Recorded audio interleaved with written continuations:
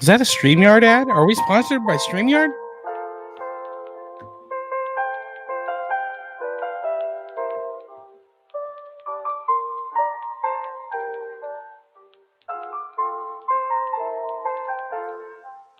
What ad? What are you talking about? You know he's seen way too many StreamYard ads when his immediate reaction is, was that a StreamYard ad? But I was right. You were. You weren't incorrect in your assessment, but you've been on YouTube way too much, bro. Hi, this is Dan from StreamYard. I'm so happy to bring you the new exciting news. This is already on a great start here. I'm so excited. Wait, let me laugh in theme.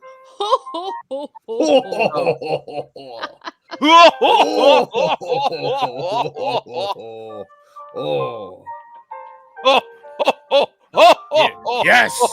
Yes. You are correct, sir. You are correct, sir. It's Pirate Santa Claus. It's Yarr! Whitebeard the pirate. Pirate Santa Claus be the Santa Claus to be. It's Whitebeard the pirate. Whitebeard the pirate. Oh my God. Instead of taking your booty, he gives you booty.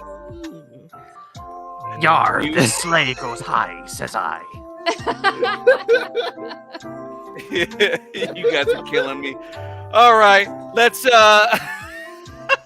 Jesus. Let's get this started, guys. It's time for a very special holiday version of Distance Nerding.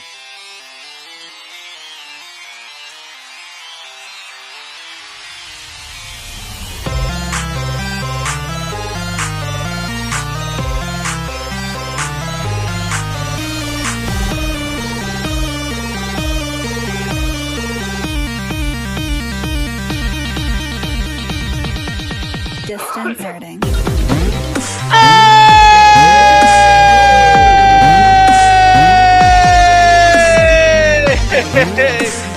What up, everybody? It is time. It is time. It is time for the holiday Christmas party. Ladies and gentlemen, you are now watching and listening and experiencing the experience that is Distance Nerding. Part of the Comic-Con Radio Podcast family. And this music is loud. Yeah, It's really loud. I Well, know. I can't hear you. The music's loud. The party is I don't have a mixer, so we have to wait until it's done. Wow. Good thing this weekend is anonymous because Katie's tired after this. This is very accurate for a Christmas party. All right. Can you guys hear me? Did Somebody's y'all been hear hitting what the Bruce eggnog. was This thing doing on. in accounting? Oh, that was very inappropriate. Does anybody have the number to HR? Ladies and gentlemen. 69,420. Oh God. He's letting the beard DJ. It's Graveyard. He's spiking the punch. It's Force. Somebody get me on mute. He's got a lampshade on his head. It's Shadoo. She's getting her dance on. It's free. He's sneaking a look at the gifts. It's Jamez 5,000. Which, just to be fair, we all know that's exactly what Jamez would be doing. And he's making photocopies of his butt and my butt. It's Young Phil. Also, very accurate. You know that's what I would be doing right now. We're here here to to Nerd together. We're talking about Nailed it. anything pop culture, movies, news, music, eggnog, food, wrestling, Eggnog. garlands, whatever you're nerding out on, we want to talk about it. Guys, you got to follow us on all the places: Instagram, Facebook, Twitter, Twitch, Threads, YouTube, Discord, all at Distance Nerding. And of course, you can send us an email if you guys want to let us know everything that you love about Distance Nerding or everything you hate about Distance Nerding at Dist. Yeah, let me Yeah. talk to you. Look, Garland's in the chat. Merry Christmas to all and to all. What's the rest of it? I don't remember anymore. Something, Good something, fight. something. A good fight, yes. Yeah. Yes. All a good. Spanakopita. What? It's nerding at AOL.com. Woo! All right, guys, we're excited. We've got a special episode lined up for you guys. So let's go ahead and introduce the show, ladies and gentlemen. You are watching The Download.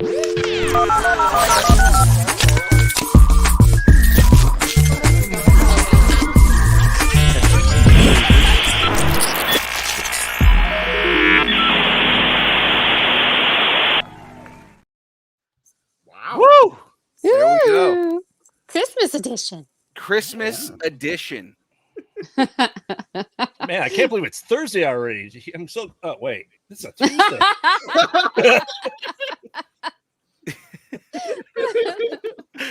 That's exactly what should be happening right now. He's like, yeah, no, we're doing the download, right?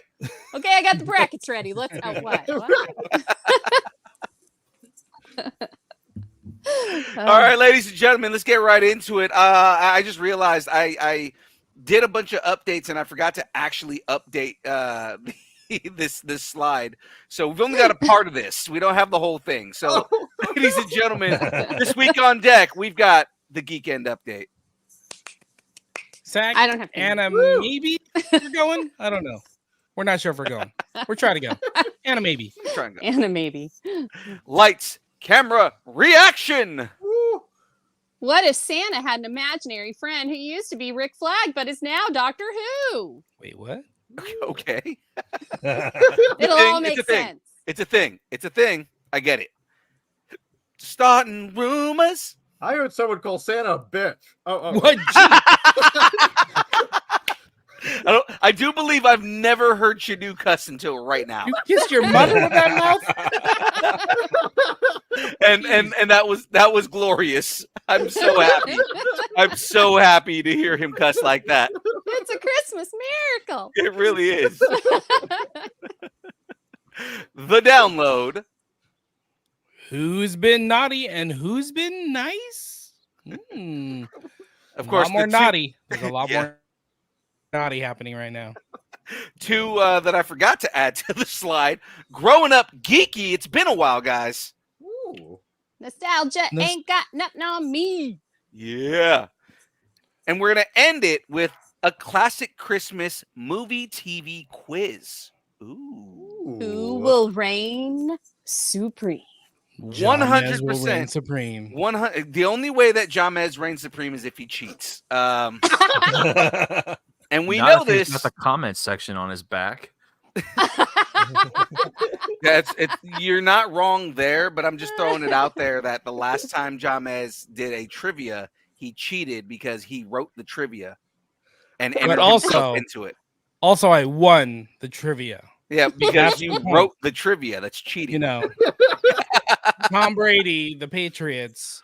There's a lot of drama of how they won games. You're but they won talking the about- championships. You're talking about Deflategate right now, man. For all the They won the football, championships, they won the champions championship. by cheating. Okay, and he's part Look, owner of the There Raiders. are So too relax. many of us to have this conversation right now. all right. But before we get into all of that, Yes. before we do all of that, let me get a shout out. Shout out to Poddex. In fact, this episode is powered by Poddex. Poddex are unique interview questions and episode starting prompts in the palm of your hand. If you are a new podcaster or an existing broadcaster or a bunch of podcasters all hopped up on eggnog looking to grow your audience or get more engagement, level up with Poddex and check out poddex.com. Use code nerding10 for 10% off. Nerding 10? Nerdington. What? Nerding 10? Are we using? Is that the one we want to use? Oh, we should use that. Oh God. Before we, I mean, even on there, ladies and gentlemen, we use Poddex in like every interview we do. If you've ever watched a Thursday show, when we do interviews, when myself and Graveyard are doing interviews, and when Graveyard is doing interviews on Conversations in the Void on Wednesdays, we use I think Poddex. Graveyard is actually showing. Oh yeah, no, I was going there Of next. course. So There you go. Graveyard, let's he's gonna do some close-up magic. So with close-up magic, what is our question of the day? Well, I thought this was appropriate. Is what's the best thing to happen to you this year? Ooh. Oh. The best thing to happen to me this year. Let's go on a line. Oh, I guess I'm at the top. Didn't realize I was at the top of this. Best I thing think that happened this to me is the this best thing that's happened to me this year. That No. Phil didn't realize he was at the top of the screen. year. Oh, God. I'm gonna be honest. It's linking up with all of you guys. Aw. Oh, and of course James puts himself at the top. He's like, nope, nope, nope. No, it's linking up with all you guys, man. Like honestly, you guys becoming a part of this organization and everything that we do is probably one of the things that I'm most thankful in all of this. It's Frey, Graveyard, Fours, all of you guys work your asses off, and you guys help us all. Shadu, you coming in late in the season here and just being amazing as it is. And just all of you guys just being great personalities, and that's the thing that I'm most thankful for this year is meeting all of you guys and all of you guys becoming a part of us. So I'm here too. You. If you want to get sappy, you know. and I'm thankful that James didn't come to LA with us. Yeah, see, that worked out. There you go. There you go. At the time of his life in LA without me. Perfect. You got, in all reality, you guys have no idea how upset I was that James wasn't there with us. But we He's lying. I won't get think we into that. know. I mean, the phone calls at 3 a.m. when you were bawling to me was Yes. it's a little over the top, but I'm there for you. Say am I Wong, next? Say Wong with the best clutch answer there. I thought he would say that I killed James. James is a ghost. Frey, you're next here. Go for it. Well, so Phil stole my idea. Now we know I was why about to he say. accidentally put himself at the top. So he could do this real, super sappy. Oh, you guys are the best. And then make all the rest of us look like assholes. Okay, thanks, Exactly. Phil. Thanks. Thanks so much. Now, I am thankful for you guys. I really do think that just between like us and Kyber Cave, we've built this like community of nerds and fun people to just kind of like pal around with and happen to record it. So I really do appreciate all of you. It's been an amazing year. We've all had our ups and downs. I'm happy that Fours is sitting back up and not not in full lie down mode. Plank. He was the plank master. That's at that point. AKA he was just plank in general. Plank. He was plank. But no, I really, I'm glad we all have our health. I'm really happy that we're all healthy and relatively happy. And no one's in jail so far. Please Exactly. don't make me regret saying Hey, that. hey, here. New Year's is on the way, so I mean, you never see my background for a reason. I'm live from jail every single time. That's true. But no, I don't know. I Shadu's appreciate running all around of you. calling Santa a bitch, so you never know what's gonna happen. he's not lying. He did call Santa a bitch. The problem with that is that the bars are made out of ice, so it's very easy. So to get just out. one warm pee and you're out of there. You're not in jail at all. There you go. I really am thankful for you guys. I think that you guys really brought me out of my little box that I was in for a while, and I appreciate it. So yeah, I mean, I guess that's it. Also, Wonder Woman. Yeah. It's fair. I think Barbie did change my life this year, and yeah, and now it's on Max, so I can watch it every day. Every day. Yeah, she does. Real quick before we kind of move on anything, on Instagram, Cobra Dad said the best thing for me, I was able to grow as a person and developed a great relationship with my fellow toy vendors and collectors. Nice. Aww. Shout out to Cobra Dad. I think we met Cobra Dad at Powerhouse Comic Con last year, Right. but he goes to all the Bay Area shows. Shout out to Cobra Dad. That's Who's next? awesome. Graveyard. Baby! Jesus? No. No. Oh, absolutely being part of this crew, growing exponentially, and having helped out on interviews on the build for this entire time, helped me be able to branch out to do my own stuff. And Horror Dad's an introduction to them. I can't be without you guys. That would never have happened. Yeah. And I think I did a lot of that. I think I did a lot of that. So Yeah. I'll take full credit. James is like, I want all the credit for everything. It's pretty much how it goes. Oh, so do you want to be my agent then, James? I mean, as long as I get a cut, I'll give you 10%. 10% of everything I get. 10% So is about standard. 2 cents. No. You owe me about $20.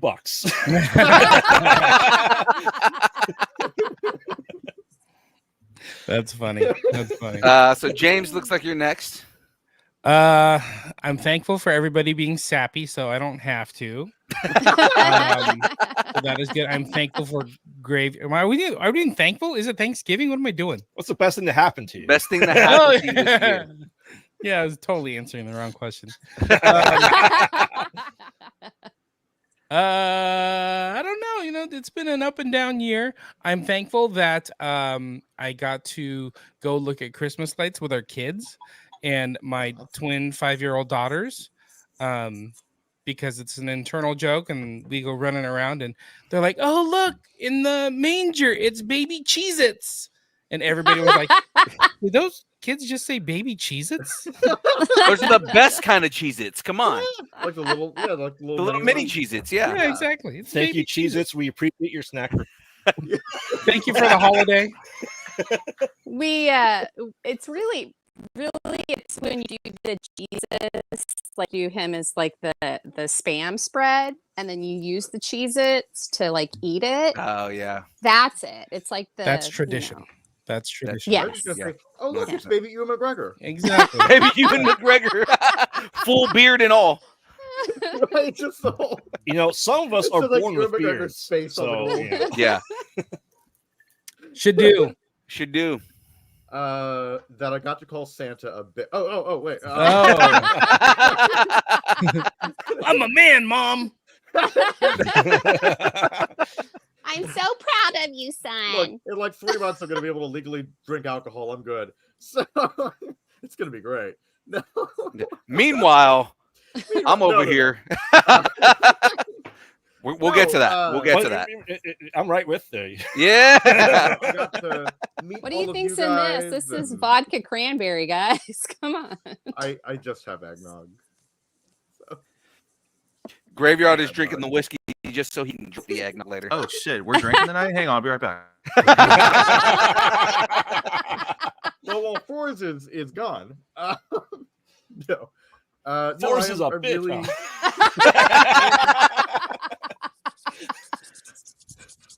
All right, Frankie's gone. We can party. No.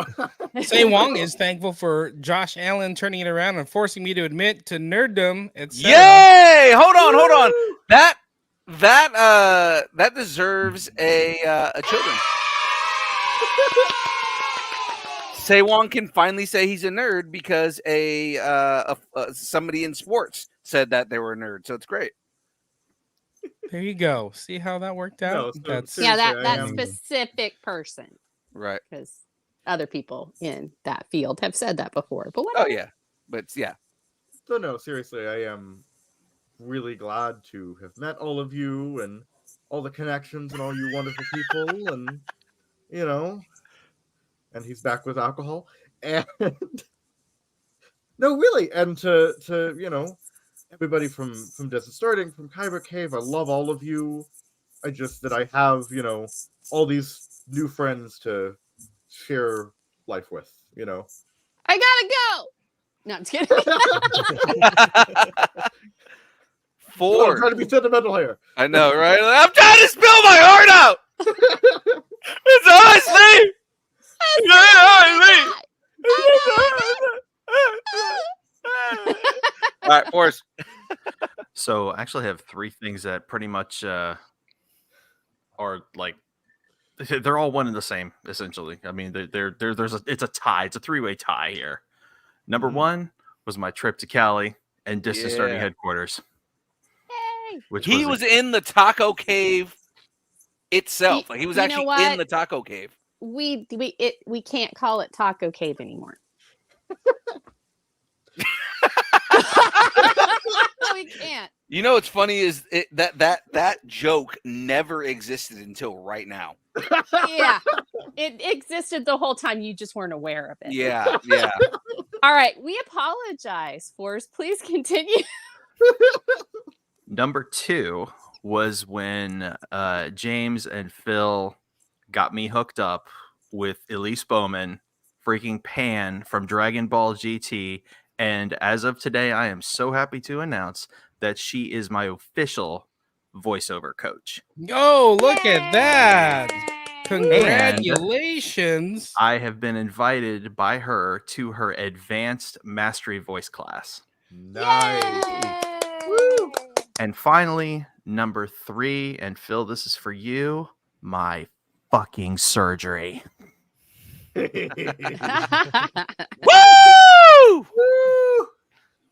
Yes. And drinking. What you drinking on there? Is that some wine? A little Lambrusco. Okay. Ooh, so Oh my God! fancy. Look at Tater. Tater. Oh my God! It's a 6-pack of nerds. It's my late grandfather's favorite evening drink. So Well, and here's the funny thing is that that's the only way I'm ever going to get a 6-pack. Oh God.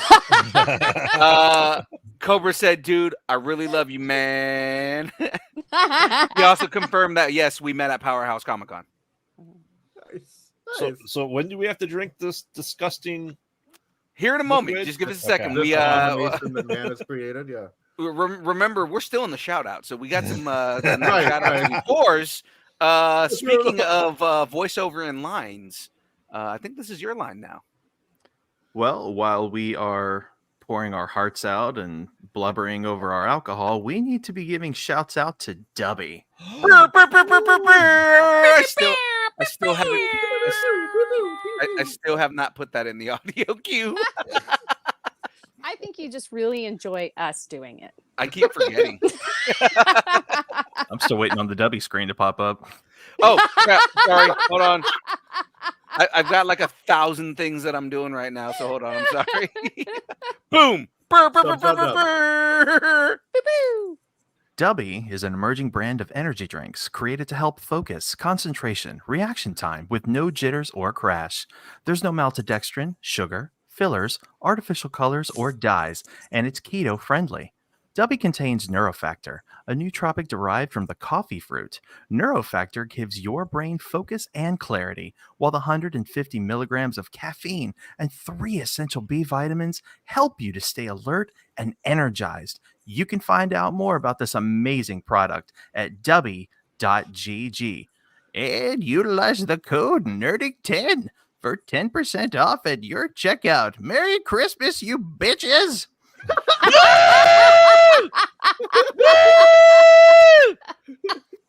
Woo! Okay, hold on. Yeah. Yeah. I'm stalling because I'm trying to There go you over there. There we go. Get away. Okay. If we're gonna do it this way, if I'm just gonna do it all the messed up way, let's just continue doing it the messed up way. It's all a disaster. It's accurate. Oh yeah, no, it's fine. This entire show is just gonna continue to be a disaster Oh, until yeah. I get my my mixer back. So, which It'll be a fun disaster. yeah, which the fun thing is I got a message from Rode, and they're not sending me the mixer back until after January. So, Oh no. After January? well, in January. So they're not sending it back till January. I'm saying I a was whole gonna say. month.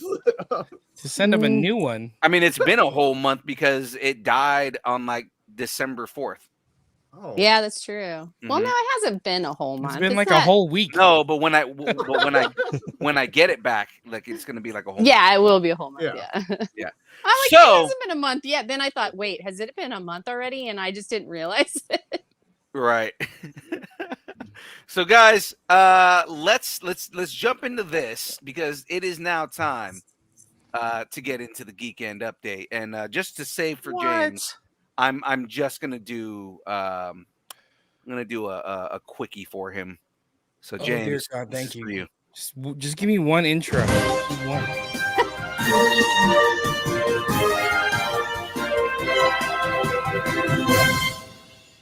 There you go, James. Distance Nerding is on Comic-Con Radio. Listen to Distance Nerding and our second show, A Comic Conversation, via comiccon-radio.com. Look for Distance Nerding, even this episode, and a new comic conversation each week. Someone's trying to pop that in the chat while I'm trying to read it, and it's freaking me out. Comic-Con each week. I think I got an email from Galaxy and Kemp today. They're a little behind, but I think it was because of the holidays and LA Comic-Con, but they're getting all the episodes up like Comic-Con. today or tomorrow. So they're playing catch up.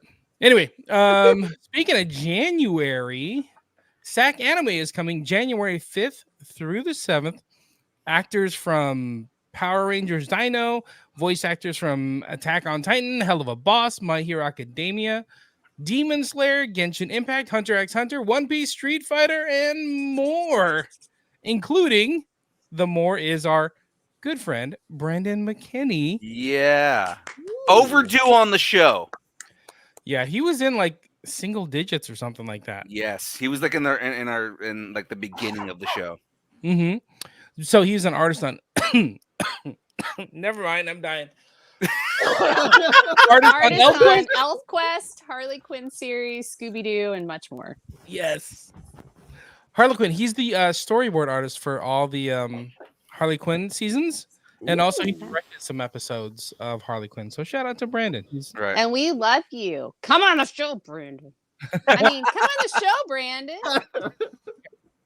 I was just with him.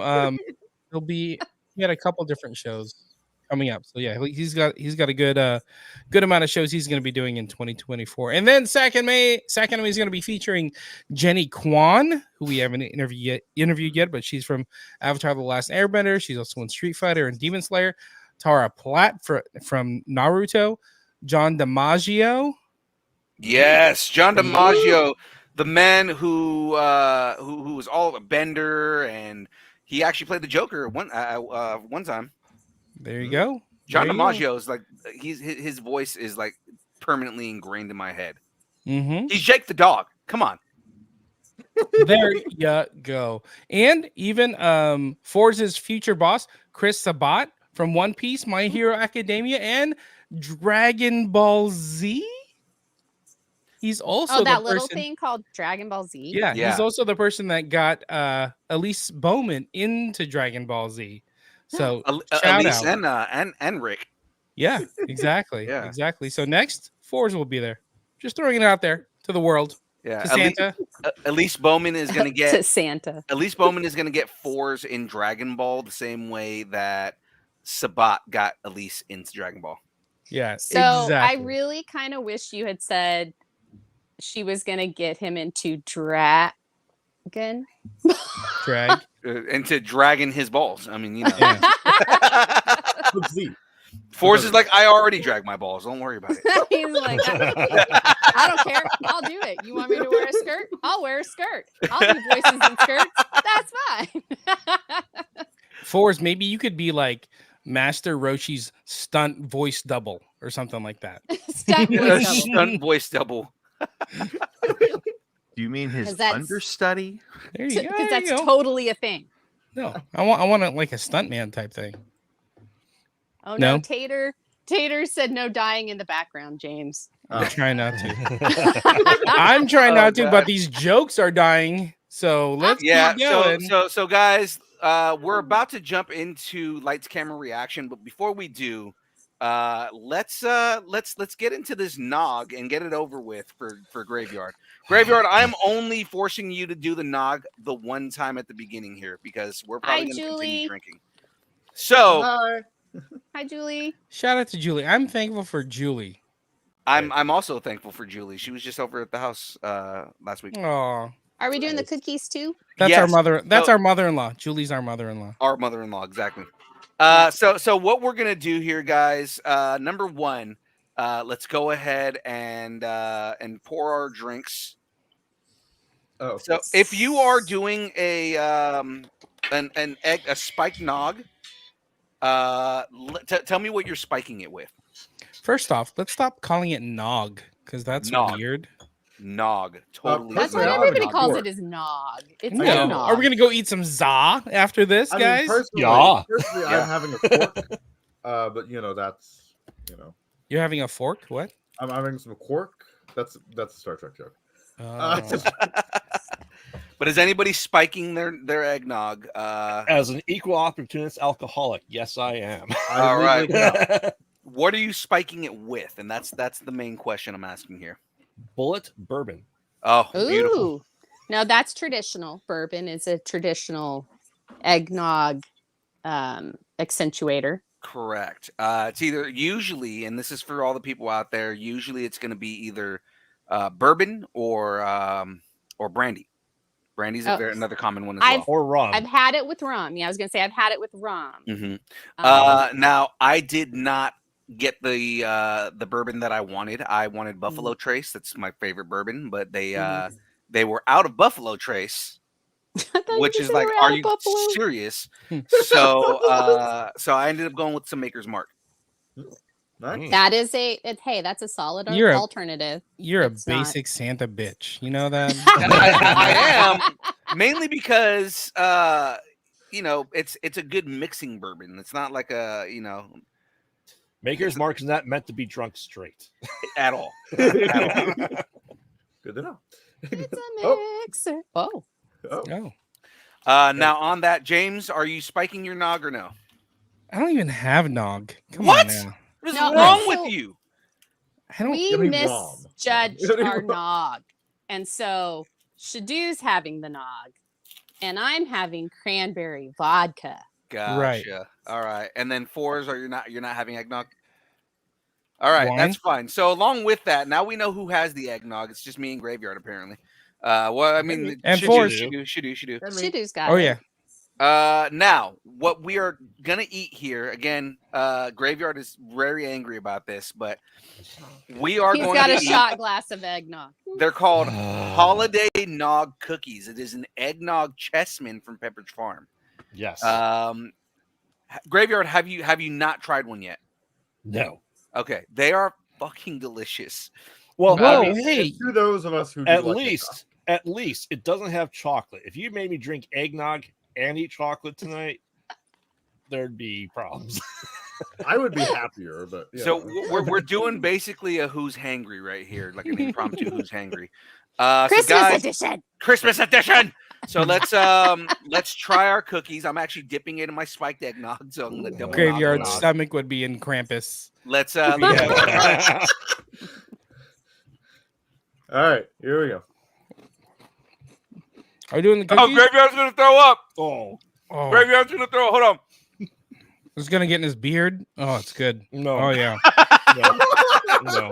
No! All right, You have Graveyard. to Take, drink this crap. take Uh-huh. a sip. Take The a whole sip. thing. Just down the whole thing. Just Big gulp. Big Chug, gulp. chug, chug. Oh, It's in Oh, his he beard. looks like he's Shut gonna up, die. Beard. God, Okay. So, so, who's seen Will it eggnog? Jackass the movie? Mm-hmm. Who's seen when they go to the horse farm and get the cop full? Oh my god. That's what Hold this on, reminds me of. Why? What are they doing to those horses? They're milking the male. Bill's gone. Bill's gone. We've lost Bill. Bill has left the room. Possibly the building. Oh, He's photocopying Oh, he's his back. butt, guys. Oh, good thing he has pants on. Right? No, I realized I spilled some nog, so I'm Oh, the nog. Oh, No, you But shouldn't have Bill, said no- anything. It was much more dramatic when you just left and then came back. I said I'll be back. Bill knows exactly what I mean. Oh, I know exactly what you're talking about. I know what you're talking about. I I can we presume what you're talking we about. say some pretty messed up things on this show. I can't take it that far. I'm sorry. Yeah. I didn't I can explicitly say what it presume was, but what it I is. implied what it was. implied by. Yeah. Yeah, I cannot. It's just no, it's horse and they drank a certain liquid. All right, so let's Let's not talk about it. yeah, let's finish that. All right, guys, let's get into lights camera reaction. these cookies are good though.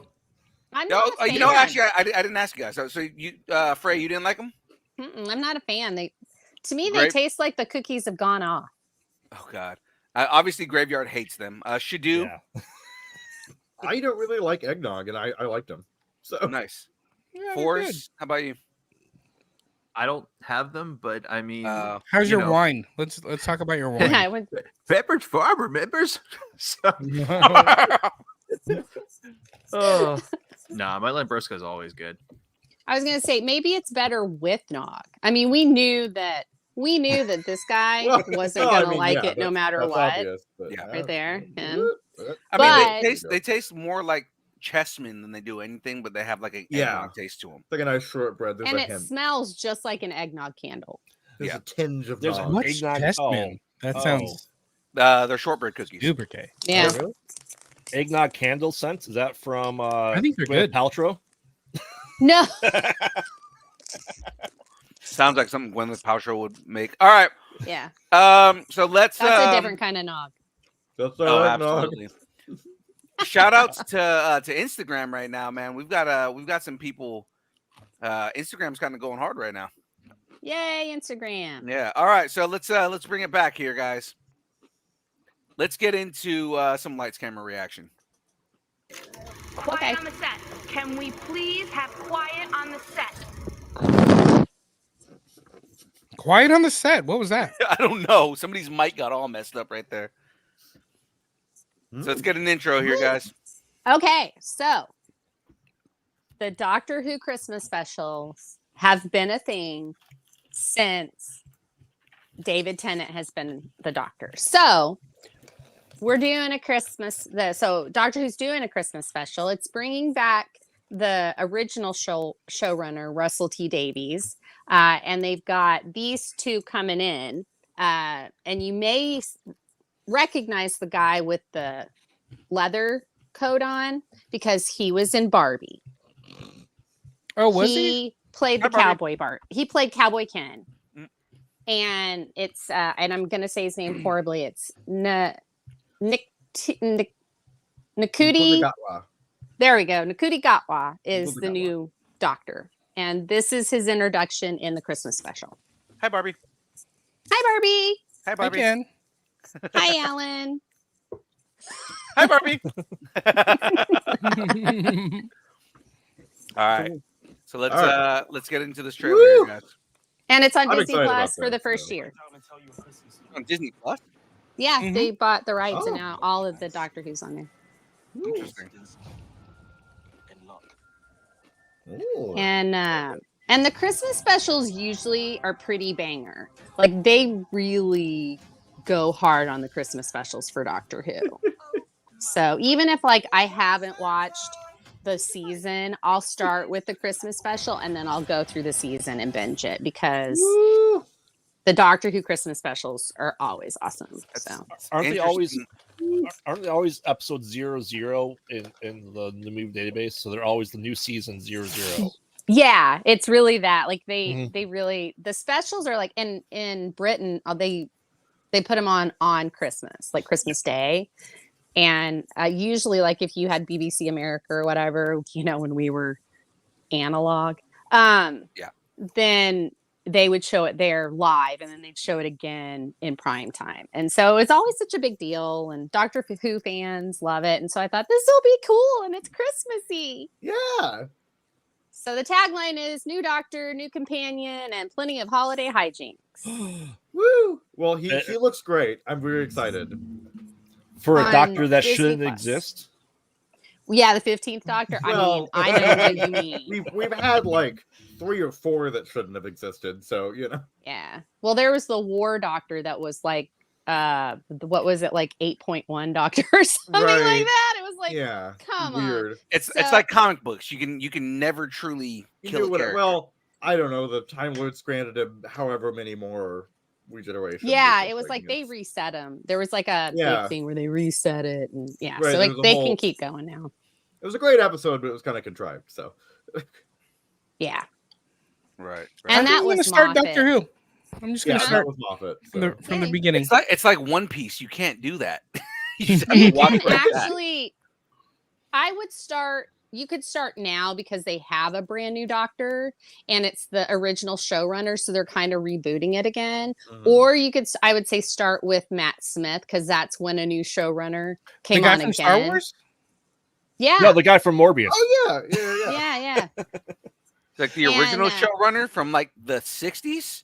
No, it was Stephen Moffat who did Coupling, and then he did that, and but both like then they did it like way before, and you can watch all that stuff if you want, but it's not as relevant, Right. And anything that they want to talk about that's from there, they'll reference it and show you scenes from it and stuff. So it's not Right. like Though can't again, get it. the 10th Doctor, David Tennant, is great as well. So Yeah, like I was gonna say, and if you wanted to go before the Matt Smith, then I would go with Christopher Eccleston just to get that season of him to understand Rose's past, and then go from there. But you Right, don't and then just- have to. yeah. Yeah, anytime there's a new doctor, you can start. Right. it's Okay. That's basically really a it. soft reboot. So Yeah. When So they got to Frey, the doctor, what- I stopped. So Frey, what is your rating on the trailer? I'm gonna say, because it was a teaser trailer, it didn't really give us a whole lot. I'm gonna give this 7 Allons-Ays Okay. out of Googling Alonze. 10 out of 10 Fantastics. It's Allons-y, actually, not Allons-A, but oh, I was gonna say Google's Alonze. telling me something completely different. I've never watched Doctor Who, but ever since we talked about Loki, and Loki was kind of low-key Doctor Who, I was interested. So I am interested, and the special effects look pretty good actually. So Yeah. they're so I wanna much give better than they this- used to be. they were not good at some point. I will give this 8 blue phone booths out of 10 Ouroboroses. Okay. Okay.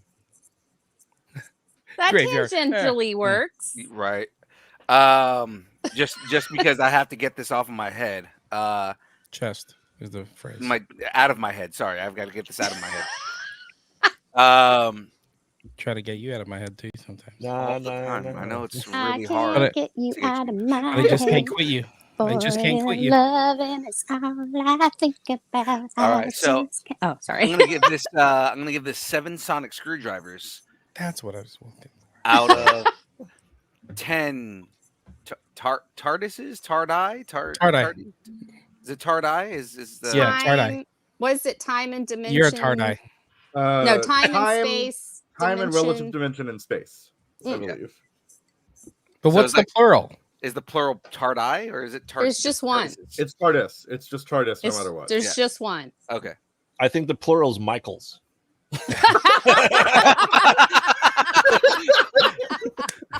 out of 10 graveyard on you, man. Seeing as I've only watched the Chris Eccleston series, Of course, you have only watched course. that one. so for that, because it is like Chris Eccleston, I will give him 7 Dark Elves out Oh. of Mm. out of 10. Let's see here. Doctors that should exist. I like it. Shadu, what is your rating, sir? I am going to give it 8 moisturize me's out of 10. out of 10. Oh, he's making the sound. Mhm. You're making the sound, right? Yeah. Out You're of making 10,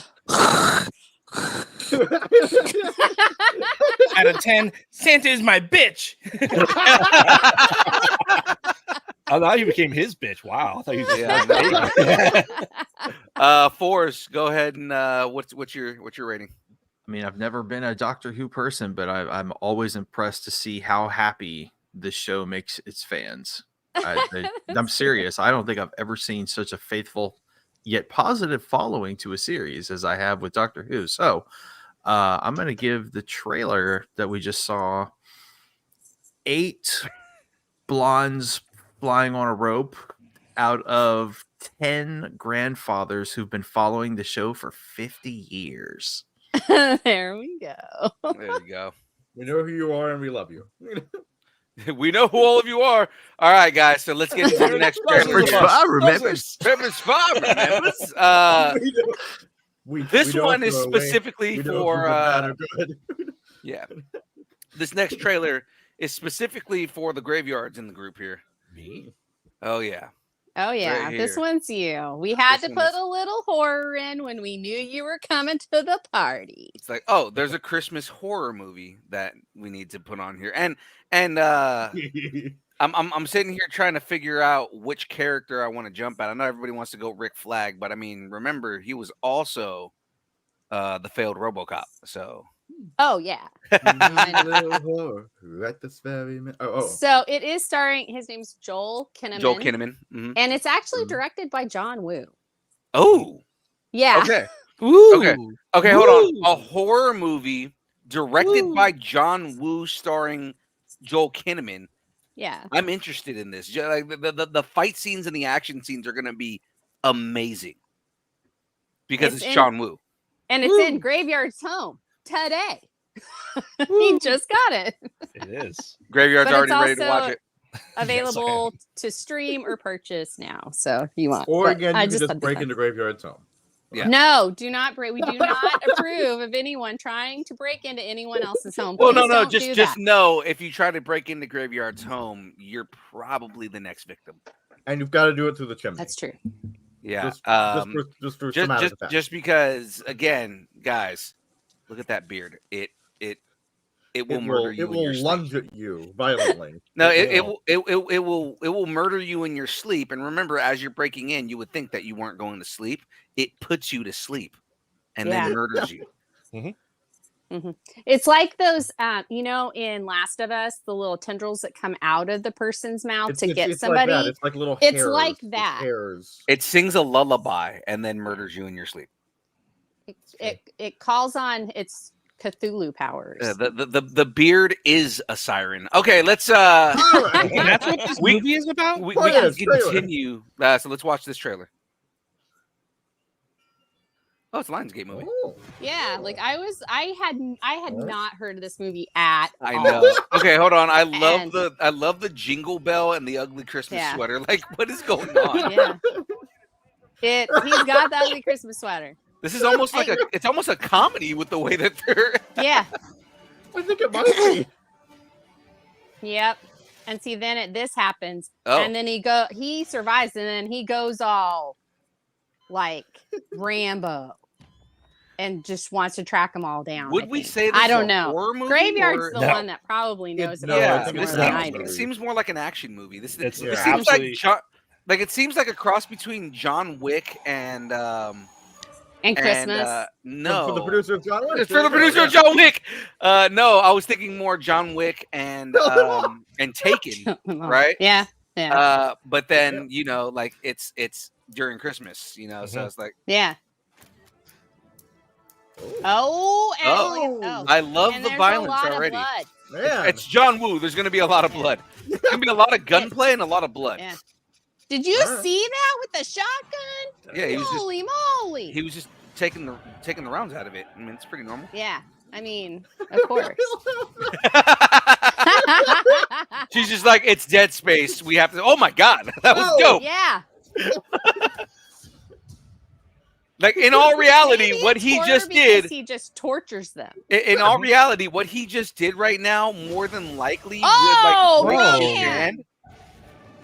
He just took a metal rod to a car that was moving. Oh my god! He Oh. blew his freaking head out. Oh my gosh! I want to watch this so badly right now.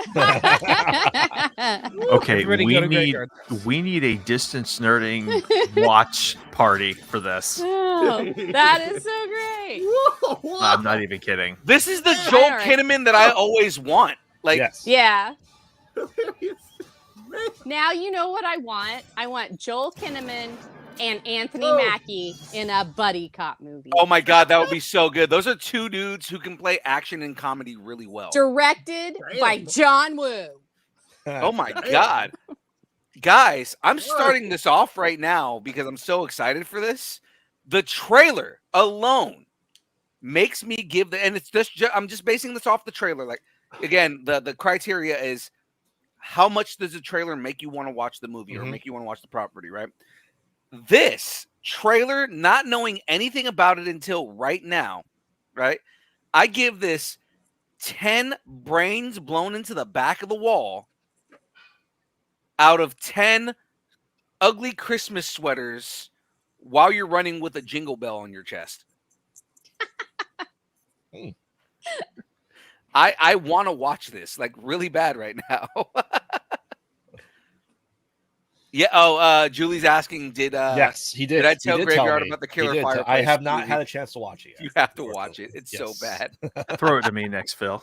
Yeah, I was gonna say yes. fours. Fours, please. Fours. This is getting a rock solid 10 holiday drive-bys out of 10 rods smashing moving windshields. 10 rods of smashing. 9 holiday drive-bys. 5. Hey, Chuck. It's exactly what I was going to say. I was like, 5 shotgun shells. Oh, against the wall. 3.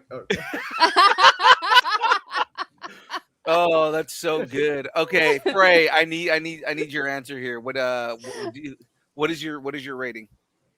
I'm gonna give this 8 smells of spent cartridges. I don't know if they smell. Yes, You know that they do. smell, that gun smell? Is Yeah. that a gunmetal smell? It's not really metal. It's more so like the spent powder. Okay. All right. Yeah. So I'll say that 8 like spent fireworks. powder smells Mm-hmm. out of 10 destroyed fruitcakes, because I expect that. There was nothing silent about that night. I'm just throwing that out. No. He threw him through a glass staircase. It was amazing. Not silent at all, though. Not a silent night. Shadu, what is your rating here? I'm gonna give it 10 Joels out of 10 Kinnemans. 10 Joels out of 10 Kinnemans. Okay. Because I have only seen him in Suicide Squad. I don't know. 10 John Wick clones out of 10. Right. Oh no, my dog! Oh no, my dog! But in this case, it was more they shot him in the chest while he was with his Trying kids. Oh, to my shield Rudolph. his son. Yes. Jamez, what is your rating here? It looks fun. I give it 8 holiday nog cookies out of 10 Mexican bad guys named Hector. Was Hector in that trailer? I don't know. I thought I saw him like 10 times. So- Are you saying we all look alike? Because I don't look like them. well, first off, you're not Mexican, so I'm Nicaraguan. I'm like the same makeup. It's not. Well, we've No, visited the you don't entire look like country of it. Mexico. For Ray, hey, listen, for Ray, you don't Yeah. look, Yeah, you don't look like a Hector. I don't look like a Hector. I know that. Extra. Graveyard, I need yours here. If I this saved you for last because you're actually watching this. So it's like, so if this was horror, it would be a much higher scale for me. Yeah, this is action. So I will give this 8 altered carbons. yeah, 10 face offs. Take his face off. yes. You know what's funny is Frey said, I would love to see a movie with Joel Kinnaman and Anthony Mackie, Anthony buddy cop. Mackie. I want a Buddy cop film. No, but where I say that's funny is because they played the same character in Altered Carbon. They did. Yeah. Yeah, so it's like, I about to say that I thought you wanted to see him in the Face Off 2 where they swap faces. That would be awesome. Huh. Okay. So next I year, think they should call it Face Off 2 More Butt. Face on. And they get their faces and their butts. supposedly the new because remember Face Off is also a John Woo movie, so like Yes. I know, but you guys, no one reacted to that at all. Basically, it was just like, Wait, they're going with this? I was We're- kidding. A lot of Are we man going butts. Are we going with the butt joke here? No, I was gonna say supposedly John Woo said that the new characters are gonna be female. Yeah. Well, of course. In So- Face Off? They And Face better Off have a too. good plastic surgeon because I don't want lips like this. I know. All right, guys, let's get into the next trailer here. All I'm right. just saying next year we're probably gonna get Silent Night 2 when the puppy dies. Silent Night The 2. reindeer is killed. Florida Silent, man. Silencer, Correct. nightier. Night ear. More night, more No, silence. it's gonna be called Holy Night. Oh Holy god, night. And Oh then my the third God. one is always Yes. bright. Yeah. you are This so one- right. Is for all of us. Yeah, and has I- nothing to do with Christmas except it's a Family movie. family movie. Now I'm gonna read this because this was the copy that Ryan Reynolds put on with this. Get ready for a heartwarming all-family film from the director of A Quiet Place, the star of Deadpool, and the studio that brought you Annihilation. I couldn't write anything better than that. Thank you, Ryan Ryan Reynolds. Ryan is the greatest in existence. I swear. So why didn't AI Ryan Reynolds read that for us? Oh, I don't know. Mostly because that's only on the Twitch when we're on the Twitch feed. So Also, he doesn't have a mixer, so we can hear it. yeah, exactly. Yes. Truth. Okay, we'll blame that on Road. Yeah. Yeah, we are blaming that on Road right now. Yeah. Especially if you guys have like watched the game streams on Mondays, you know that the AI sounds terrible because it's like trying to play it through like the wrong speaker. It's bad. Yeah.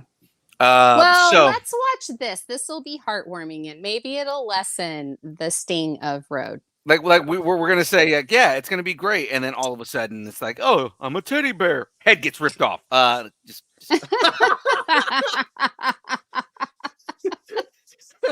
oh, I'm a teddy bear. Fuck your teddy bear. Unicorn stabs him in the head. What if What? Yep. everything you believed as a kid was real? Oh my god, is that Grimace? Yeah. That no, Yeah, the actually shake that's for someone you. that had one too many Grimace shakes. If anyone has watched the movie Home, the animated thing with Jim Parsons as a creature looks just like this Rihanna. Yes, just like he the does creature look from just Home. like him. He does look just like him. Just the Bro. creature from Home is smaller though. What the Yeah. hell was in that Happy Meal? What is that? Oh my god. What is happening? Okay, so this is the John Krasinski movie. Mhm. Well, that's a perfectly understandable question given that. So they're imaginary friends. That's what an if is. Right. So, and that all the kids that they grew up with don't believe in imaginary friends anymore, and they need a new kid to show people imaginary friends again so that they can all live. And you don't know who Ryan Reynolds' character is. It's not clear. And Steve Carell does the voice for the main if. So for So. Grimace, like he's Yeah, for Grimace's older, bulkier cousin. Ryan Reynolds. Ryan Reynolds plays Jesus in. A family Yeah. film where a grown man takes little girls through carousels. They call him the man I mean, at the no, top or that something checks like out. that, but it's cool. And I feel like if he hadn't done Spirited, then he wouldn't have done this. Like I think that Spirited a was good- so good. Spirited was Yeah. such a good movie. Oh, It just gives me that like flair of fantasy. So. Fiona Shaw. Oh, Phoebe Waller-Bridge is in this. Mhm. Maya Like- Rudolph, Jon Yeah. Stewart, Sam Rockwell. Oh my god, Just- so many people. Just imagine everyone's in it. Everyone's in it. Everyone. Hugh Jackman's Aquafina probably in it as somewhere. Aquafina is Yep. Aquafina. Yeah. So. Don't look him in the eye. You know damn well which one.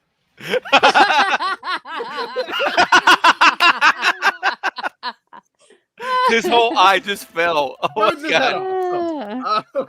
Okay, I'm sorry. That was amazing. I'm girl- not sorry. That was great.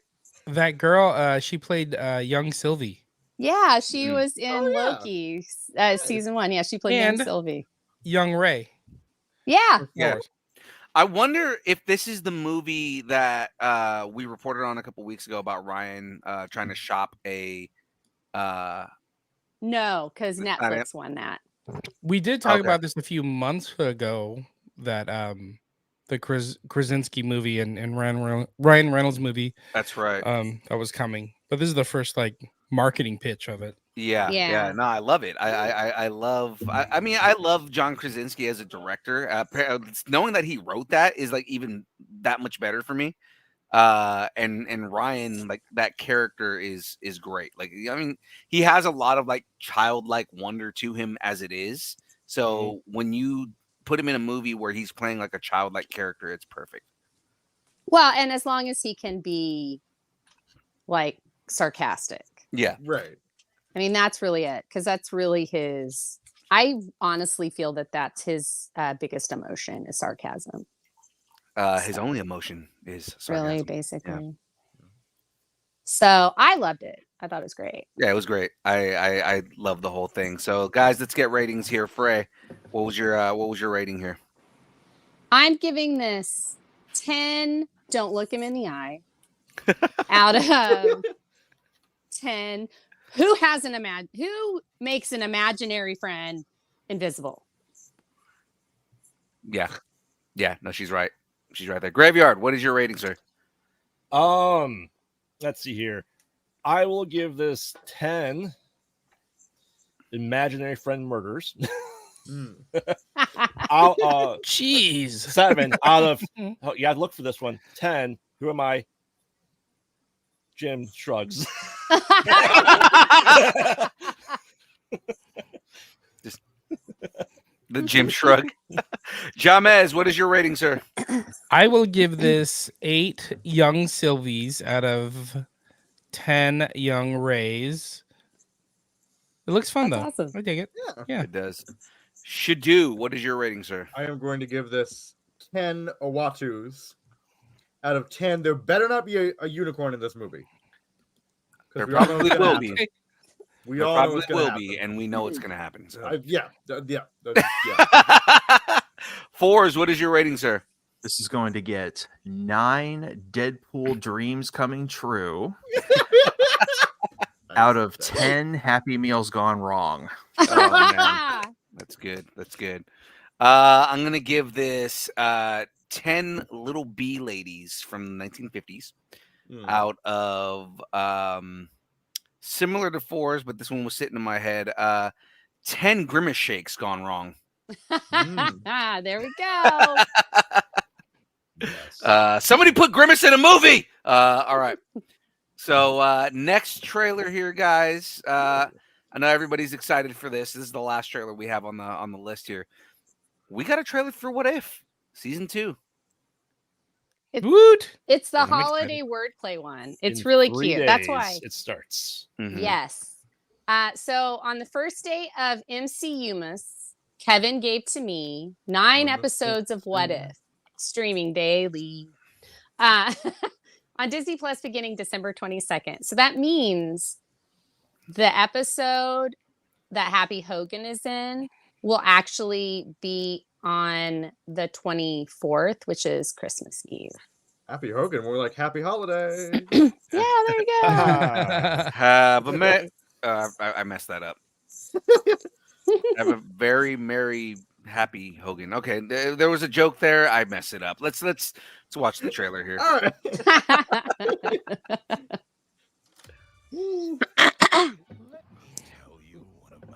Yeah. I mean, of everything, my favorite is Jeffrey Wright as the Watcher. Yes. You know, I- his voice is so yum. Okay, so we just saw the Red Hulk. So is that how we're getting Yeah. Red Hulk? Is just in What If? No, I think we're gonna get it. I think he's gonna be in whatever they're calling that Captain America 4 movie. So, Yeah, because they I can can't change the remember what name. it's calling it. Yeah, it's like New World Order was Brave originally New what- World, Brave New New World World. Order. Yeah, it keeps I don't changing. know. I saw that we're getting Justin Hammer back. I'm so Yes. so happy. Yeah. Ooh, look at it. We have a Odin. story about that later. Oh, so we man. Oh, absolutely yeah. say, oh my gosh, that was Chris Evans. I mean, that was Captain America. For that. Yeah.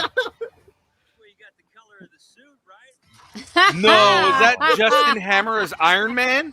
What? He's, he's in the Hulkbuster. He's in the Right. Hulkbuster suit, right? Yeah. Nice. Yikes. Do Okay. you think, real quick, in the very beginning, do you think Loki is sitting in that tree? I was thinking that. I was like, Oh. did somebody decorate Loki's tree? It looks like it doesn't. It does look like Idrisil, doesn't it? I'm That- so happy. That may about be how that. the I think Watcher it's gonna just be great. collates the universes he watches. The multiverses is now in a tree. Mm. Just Oh, staring at that's Loki, true. and Loki's staring back like, this is super awkward, bro. Right. He's like, I've told you to stop. Stop coming here. You can see me. You see everything I do. Yeah, I'm just hanging out in my tree. Leave me alone. You couldn't just come here and give me like half an hour off. I really have to pee. I really have to pee. Watchers do not I've been interfere. falling for 30 minutes and I have to Folding, but 30 minutes. Okay. Ray, what is your rating? I am gonna give this 12 Hulks a leaping out of. Oh, I shouldn't have done that. That's more. No, I'm serious. Okay, wait. All right, I'm gonna do 10 Thors. Star Lord's a leaping. 10 Thors a limping out of 12 Hulks a leaping. That's what I wanted to do. There we go. There we And go. I ruined it. I'm sorry. It's all right. We are just all killing the bit tonight. It's fine. Graveyard, what is your rating here? 10 canceled kings out of. Oh shit! Wow. We are gonna get to that. Don't worry about it. out of 10 Forza's broken dreams. Damn. out of 10 impending dooms. Oh, I like that. All right. James Jamez, what is your Ooh, yeah. I give this 9 Lady Sifs a dancing out of 10 Star Lords a leaping. There you go. Take it. Nice. should All do? right. I'm gonna go. I give it 10 Kevin Bacons out of 12. 12. Is Thor really just Santa now? It's a thing. It's a thing, you know. Hey, don't call him a bitch. We're also going to get to that. Thor All right, the bitch. Fours. What is your rating, sir? This is gonna get 9 poorly lit Yggdrasil trees out of 10 hands that are now stopping Thor's hammer. Oh, Ooh. snap. Oh, yeah, that's Okay. right. Oh, wait, I Uh, just learned this. Talk of the hand. This is Stopping Mjolnir. The Korean thing. This is them making hearts. That's how you make hearts. So you say you love something. What? No. Yeah, Korean hearts. And it's you say you love something. I love it. 1, 2. Honk, honk, honk, honk, honk, honk. Okay. You guys caught Cable that guy. reference, right? Yeah. Cable guy, nice. I was No, it was Ace Ventura actually 2. Ace Ventura 2. That's it. Say Wong, I don't think that's it. It's- I think it's that. I thought it was that. I thought Yeah, see, it's- Silver away. they look like hearts. I can't get my hands up like the way that he does that when he does the mask. Oh yeah, the Yeah, oh, the My wrists don't go that way. Let me ask the Asians in the crowd. Are you saying that Frey is not? I've been watching the Korean Englishman and Gabby Kook, and they both know about Korea. So I don't know, but it was Benedict Cumberbatch that did it. So blame Benedict. Oh God! All right, my We are rating here. Still not to the download. I know. So I'm trying to move it, man. My rating here. I'm gonna give this 10 Red Hulks with the beard and all out of 10 Justin Hammers returning to the MCU. See, fun fact for the Hulk to get his beard, I had to get paid a fee. As all beards and all things have to go through me. I agree. And it's the same thing when they do Maestro. They're gonna have to go through the beard again. So Beard residuals. Yep. mhm. Beard Beard residuals. residuals. Yeah. All right, You ladies heard and it gentlemen. here first, people. You did. Ladies and gentlemen, that is it for Lights Camera Reaction. Let's move on. It is now time for some starting rumors. I don't know where they getting their news, but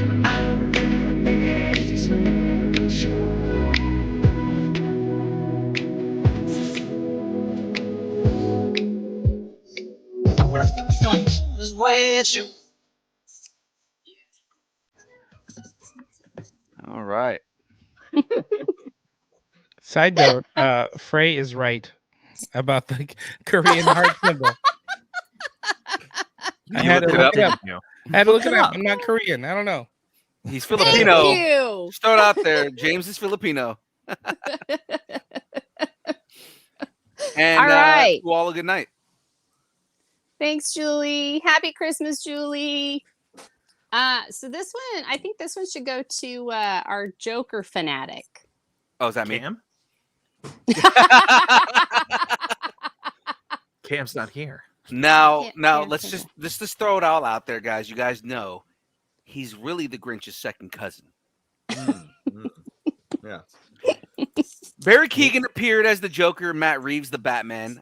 He was a blink and you'll miss him Joker, but maybe we will see more of him. Right? It's actually what he says.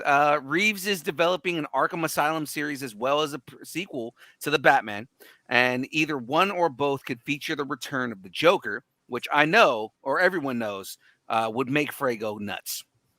Yeah. Keegan teased I his have a return. certain way to feel. She would have a conniption.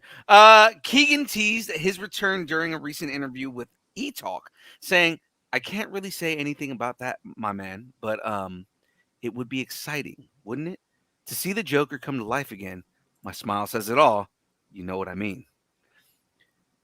Reeves previously talked about the look of the Joker, saying he's held in this very suspenseful way, away from the visually. Oh, away from you visually. I was like, that didn't make sense. Yeah, I was know. like, I was like, I don't think that's what that said. yeah, I was like, that didn't make sense because I The read it alcohol wrong. strikes. Yeah. Yes. But I wanted to create an iteration of him that felt distinctive and new, but went right back to the roots. So he's very much out of the Conrad Veidt mold and that idea of the silent film of The Man Who Laughs, which actually, if they're basing it off the original, like the Man Who Laughs, the guy who they based the Joker on, if you've ever seen the pictures of that dude, it is creepy. He looks, It is Jack creepy. Nicholson looks just like him with the makeup in Batman 89. Really? Oh, I didn't even. That Yeah. didn't even register to me in '89. Yeah, Yeah. it's creepy. The filmmaker wanted this version of the Joker to be born out of society failing him. He said, "What if this guy from birth had this disease and he was cursed? He had this smile that people stared at that was grotesque and terrifying. Even as a child, people looked at him with horror, and his response was to say, 'Okay, so a joke was played on me.' And this was his nihilistic take on the world." And again, I like that take on the Joker Yeah. because it is something that kind of makes him, a monster. But Reeves it also grounds him in reality too. Yeah. Like, falling in a vat of like chemicals is, I mean, it's like it, and now it's pseudoscience. Someone would just be eaten alive. I mean, All right, folks, this Or is real acid. Everyone wear their goggles. Real Right? acid. what does Terry McGinnis say? So you fell in a vat of acid and your skin turned white. Big deal. yeah. Reeves expanded on this and likened the character to the Elephant Man. He says he can never stop smiling, and it made Mike Marino. And I was talking about the Elephant Man because I love David Lynch, And I was like, well, maybe there's something here where it's not something where he falls in a vat of chemicals, or it's not the Christopher Nolan thing where he has these scars and we don't know where they came from. What if this is something that he's been touched by from birth, and that he has a congenital disease that refuses to let him stop smiling? And he's had this very dark reaction to it. And he's had to spend a life of people looking at him in a certain way. And he knows how to get into your head. Life has been a cruel joke to him. And this is his response. And he's eventually going to declare himself as a clown, declare himself as the Joker. That was the idea. I like that idea because again, it kind of, it grounds him, but makes him kind of more menacing. So, guys, how do you feel about this Joker and his return? I'll start with Frey to get it out of the way because I know he doesn't want the Joker to return. So, okay, so I read the article, and I read all this, and I read all his quotes and all this stuff, and I would actually like to see this take on the Joker. I know that's weird because I am really not. I'm not on the Joker hype train whatsoever. I am not a Joker fan. I think he's overhyped, and I just But that explanation makes me want to see that character. Right. And okay, so he just happens to be the person that becomes the Joker. I would watch that. That's something I would watch. Yeah. So. Okay. There you go. That's interesting. Happy Christmas, everyone. Yeah, that's a Christmas gift for all. Graveyard. Any miracle. It's a Christmas miracle. Or I guess anybody else have a take on this? Is anybody else? I mean, me being the biggest DC fan in the entire world. I will give a shout out to the person that I heard this from. I think it'd be a much better character for him to play. Give shout outs to Matt Pat. Hush. Yes. Yes. Hush would be an amazing character, though. I feel like we're overdue on that character, and he would fit in the Matt Reeves world. I think Barry be a better Hush, and that way we can get someone who is more personal and under the skin of Bruce Wayne, hinting that he already knew who Batman was, being Bruce Wayne, and having that knowledge is supposed to be something he's always trying to find out. Right. Having someone who knows it, instead of having another iteration of the Joker, have a new villain that we've never seen in a movie. Yeah. Yeah. I mean, it could work too. Like, I just like that it's a congenital thing. Yeah. With Joker, you could introduce that because it's a congenital thing with Joker. That's what brings Hush to Gotham, and that's when Bruce and him reconnect. So I mean, that could be a good way in. And I know that I think Reeves has this set for a trilogy, doesn't he? Yes. And supposedly it's all supposed to tie in together. So it's all supposed to be one cohesive story. Hence why he did something for the first time that no one has done in the Batman franchise. He named it Batman Part 2. Yeah. Yeah. Yeah. So, well, I mean, he didn't do Joker as the first villain either. Yeah, but Joker still shows up, so I mean. Yes, and I was very upset about that. So let's just don't forget we're getting a Penguin TV show or Max show out of this, so he could be telling a longer story. Through all this. So absolutely. Well, and and this will probably be next week, but I heard that that the Penguin show is supposed to be canon. Yes. Ooh. Yeah, so that's interesting because they're going to use the same Penguin that was in the Matt movie. Reeves. Yeah. So, but they said that the Matt Reeves stuff isn't canon. And I think it's because that is a version of the Penguin that is, even if you go into a more fantastical world, that version of the Penguin fits for any version of Batman that you do. Like he's a mobster, he's primarily a mobster. He's a dude that runs the Iceberg Lounge and basically, does his thing. And then he just happens to have his kind of bird-like looks. So people call him the Penguin, so. Yeah. Or it might be that he's saying this is going to be canonical for the Matt Reeves Batman universe. Yeah, they could be saying that too. Yeah. Yeah. Yeah. There we go. See, My- James with the logic. My tacos Oh, are on the table on this. Yeah, Go my, ahead. Oh, my tacos are also on the table. Absolutely. Yeah. All I have to say about this is that Santa's a fascist. No. Santa's a fascist. He's a fascist bitch. No, my eggnog chessman coated tacos are on the table because I feel like they just refuse to do a Batman series without having the Joker in it. I know he's iconic, but as I agree with Sewong, and I'm curious about it, but I agree with Sewong, there are other villains. Yeah. I mean, I There are think more what it, compelling villains. I think what it comes down to is just because the Joker, the Batman versus the Joker is always like that rivalry that is like always the focus in Batman that people always want to go back to. I think it's just because it's an easy story to tell. Plus, everybody wants to do a new take on Joker. 'Cause you notice, like, yeah, they've done like 1,000 different versions of the Joker, but they're always new takes, and that's what it is. They're just trying to do a new take on different psychosis within the Joker because there are different versions of the Joker. So, I mean, I canonically love Cesar within Romero. I know, right? I mean, canonically within the comics, even there are 3 Jokers, right? So it's just like, you know, that's an actual thing. And actually, the whole thing about his mask, the congenital smile, that's also something that the 66 Cesar Romero Joker has. So I mean, Yeah. you know, Cesar Romero being such a good actor that he could smile the entire time that he was, you know, delivering every line. So. Yeah, that was weird. That was an interesting introduction to Joker. Yeah, Cesar Romero. I mean, like Cesar Romero was an amazing actor back in the day, and he held his ground because he refused to shave that mustache and just had a mustache under the paint. So and that paved the way for Cavill getting his mustache digitally removed. Just throw a little paint on it. Should have just put a little paint on it. All right, guys, let's move on. Next story here. Fours, where you at?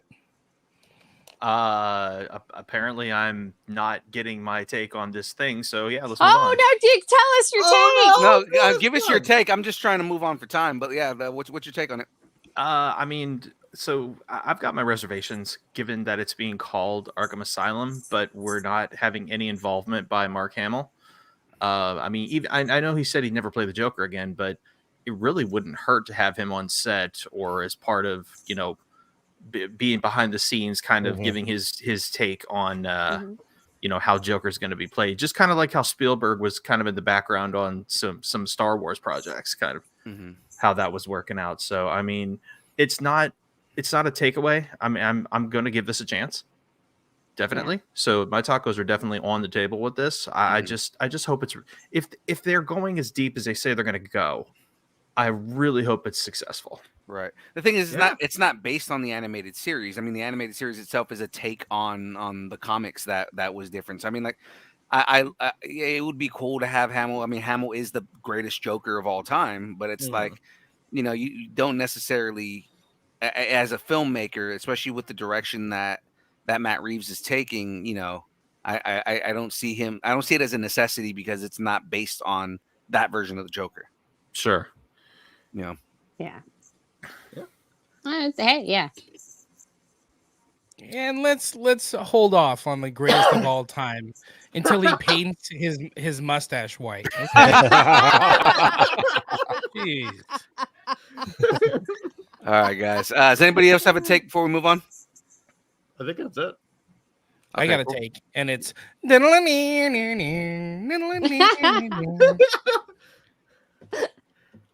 All right. So, are the mutants on the naughty list? Marvel fans have been curiously waiting to see what Marvel Studios is going to be doing with the X-Men when they end up rebooting the franchise. Well, Daniel Rickman spills some reports. Kevin Feige wants to make the movie as different from the 20th Century Fox X-Men films as possible, and he's not looking to reintroduce Magneto in the beginning. Instead, the story that's being developed is rumored to introduce Mr. Sinister as the villain. Yay. Meanwhile, at Marvel Studios, they are in the middle of taking pitches from writers, so this could be one of many possibilities. So what do we think about this version of the mutants? I'm excited for this. I mean, the groundwork, especially if because Feige already said that Deadpool is canon as it is. So Right.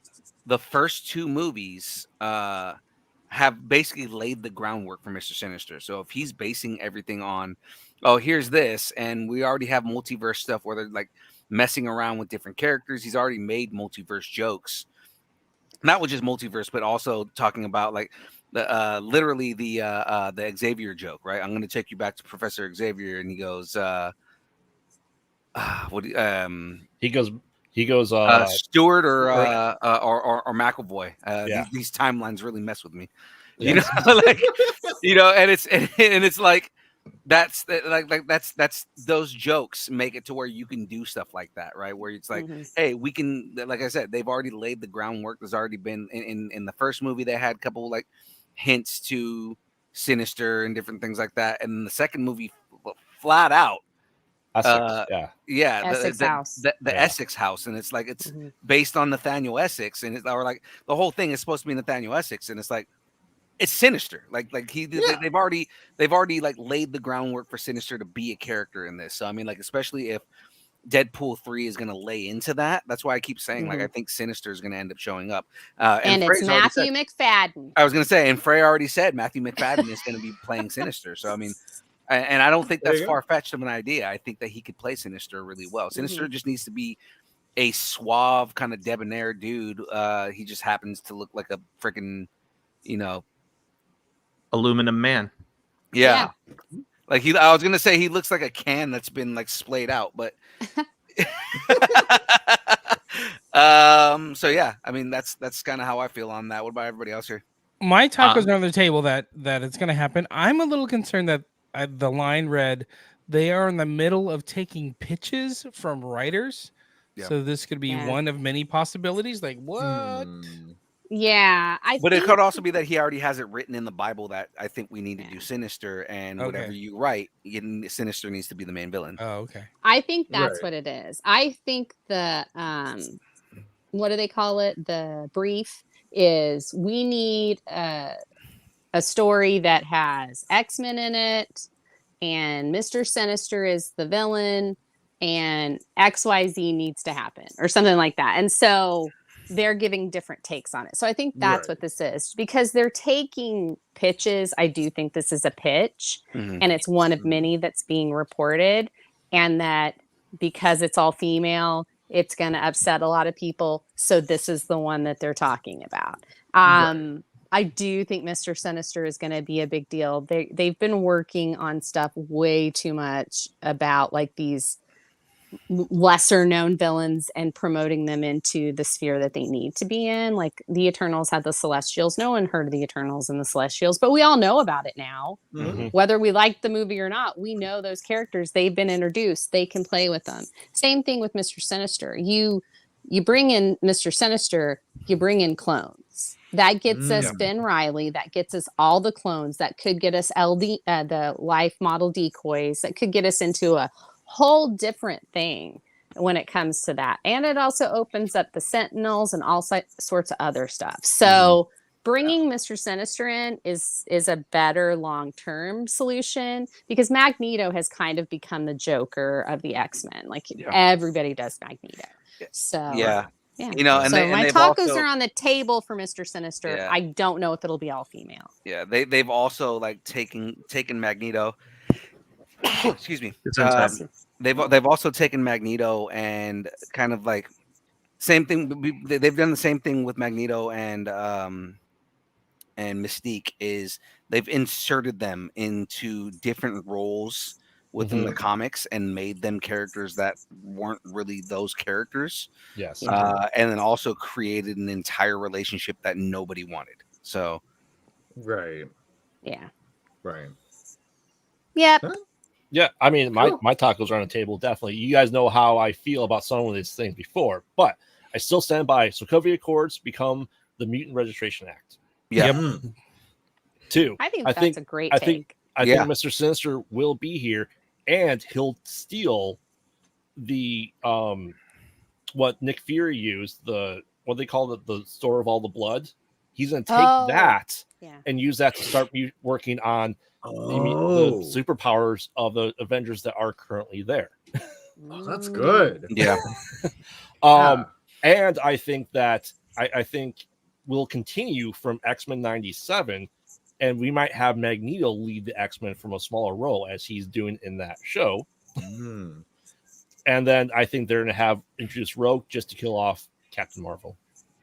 I think eventually, I think that's because I know Brie Larson has said that she's not going anywhere and she wants to continue playing Captain Marvel. Right. But I think eventually when she does retire, that's what they're going to do is they're going to have Rogue absorb her completely and we get that full version of Rogue. Yeah. So those are my hot takes on what's going to happen with the X-Men in the future.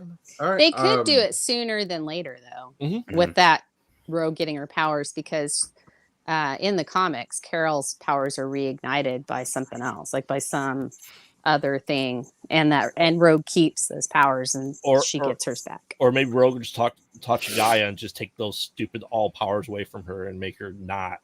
I think that's what's going to happen. I think that Rogue's going to drain Gaia, and that's how they resolve that issue. Because as of right now, Gaia is the strongest character in the MCU. So and she's totally OP. So yeah, she is. She's really OP. All right. Yeah. Thomas, my 4 should do. Anybody else got takes? My heavily GMO tacos are on the table. Forrest, got anything? You know, when it comes to X-Men, you guys read me like a book. No, I mean, if we're talking Sinister, look, reportedly to be female focused, but it involves Sinister.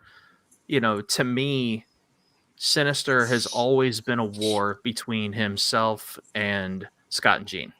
Yeah. It's always been about getting Scott and Jean's DNA together, and it's happened once with with Nate the X-Man. Yeah. So if we're talking Sinister, then the focus, and in terms of heroes, the focus needs to come off of Wolverine and be on to Cyclops and Jean. And for the first time since the X-Men cartoon on Fox, Cyclops needs to not be a freaking beta male. It's time for Cyclops to reassume his very strong, lawful good Boy Scout, perfect example of a leader role of the X-Men and be the damn leader, the strong spoken, everybody respects him leader. But unfortunately, I just don't see that happening in today's times. So I know what I want to happen, but it's not going to happen. So, but here's hoping that X-Men will be good. What if they do a female Cyclops? What? Then Forrest will have a shit fit, and I never said that. And someone might get murdered. All right, let's keep going. Let's keep going. All right, moving on. Moving on. All right, I guess I'll do it. Please, Mr. Kingpin, may I have another? The Tiny Tim of the MCU. It's being reported that Charlie Cox's Daredevil will have a more sizable who wrote that? More reported that Charlie Cox's Daredevil will have a more sizable role in Spider-Man 4, at least in the current iteration of the script. And Paul, take his shirt off. Oh, you want me to take my shirt off? And Paul Rudd's Ant-Man will be added to the mix of characters as well. Rumors about this started months ago, saying Spider-Man 4 will serve as a sequel to the Daredevil Born Again series. Oh, that's interesting. And it would see Spider-Man team up with Daredevil to take down the Kingpin. Ooh, yeah, I like that one. Will we see Matt and Peter and Scott and Jimmy Woo team up? Oh, I 100% want that to happen. Okay, so if you're a fan of the comics, Spider-Man and Daredevil, whenever they team up, is always a good thing. It's always a great thing. But on top of that, I've been wanting to see Spider-Man fight Kingpin for a long time. Yes. because that is a major rivalry in the comics. Mhm. And I mean, they made a focus of it in the multiverse movies, in the animated movies. You know, the first movie, the focus was Kingpin versus Spider-Man. So I mean, like, I want to see that kind of rivalry, especially now that we have a version of Kingpin where he does almost have superhuman strength. Mm-hmm. After seeing him in Hawkeye. Yeah. You know, you see that he has like that superhuman, almost like strength and invulnerability kind of thing. He's not really, but I mean, like, the dude took a bunch of arrows to the leg and like walked it off. So I mean, like, you Right. know, he's you know, you gave him that kind of strength that makes him that imposing character. And you put him up against Spider-Man. You know, I want to see something where towards the end of the movie, like, he literally beats the living hell out of Spider-Man, and Spider-Man's like, I want to see Peter within an inch of his life, and Daredevil has to save him. Oh, that'd be cool. Mm-hmm. Yeah, my tacos are on the table for this. I Yeah. definitely want to see this team up.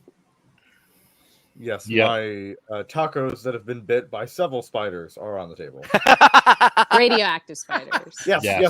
They're No, very not just radioactive tacos. not just Daddy Longlegs, right? You know, just, Most venomous spider in the world. Radioactive why I brought that up. tacos. That's good.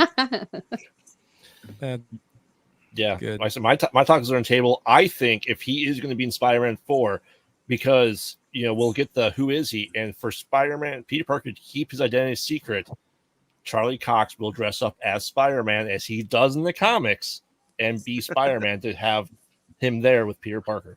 I love Yeah. it. Well, I mean, we know he's into cosplay, the whole She-Hulk thing. Oh, Right.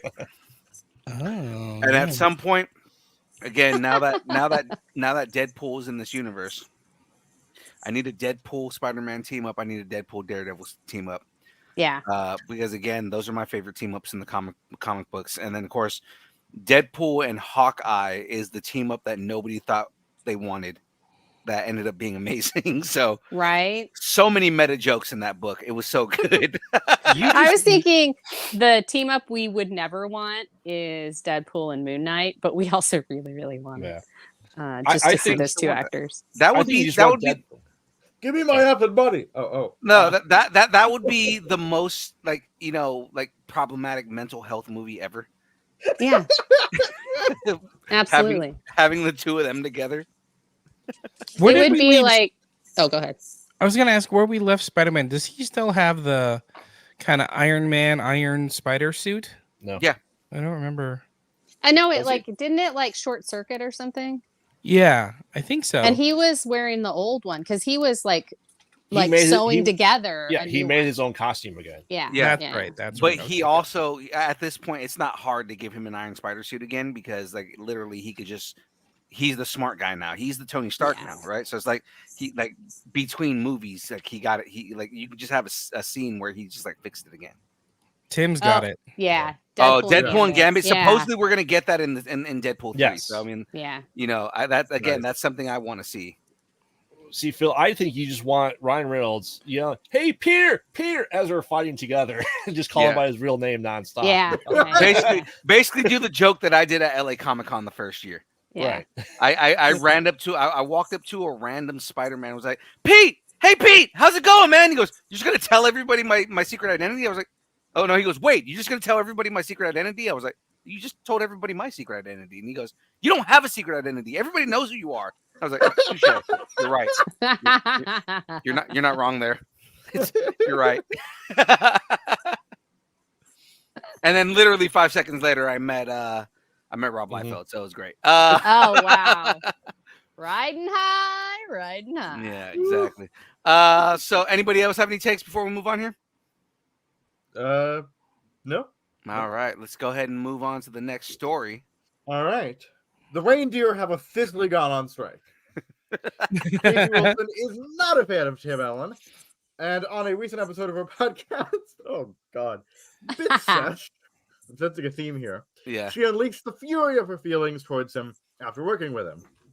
She said her experience on the Disney Plus series, The Santa Clauses, was truly the single worst experience I've ever had with a co-star ever. Wilson said, Tim Allen was such a bitch. Whoa. She said that she didn't want to talk about her experience with Allen until now, because the producer on the show is a great friend of hers, and also because her kids loved the movies. But now she doesn't care what anyone thinks and shared the following story.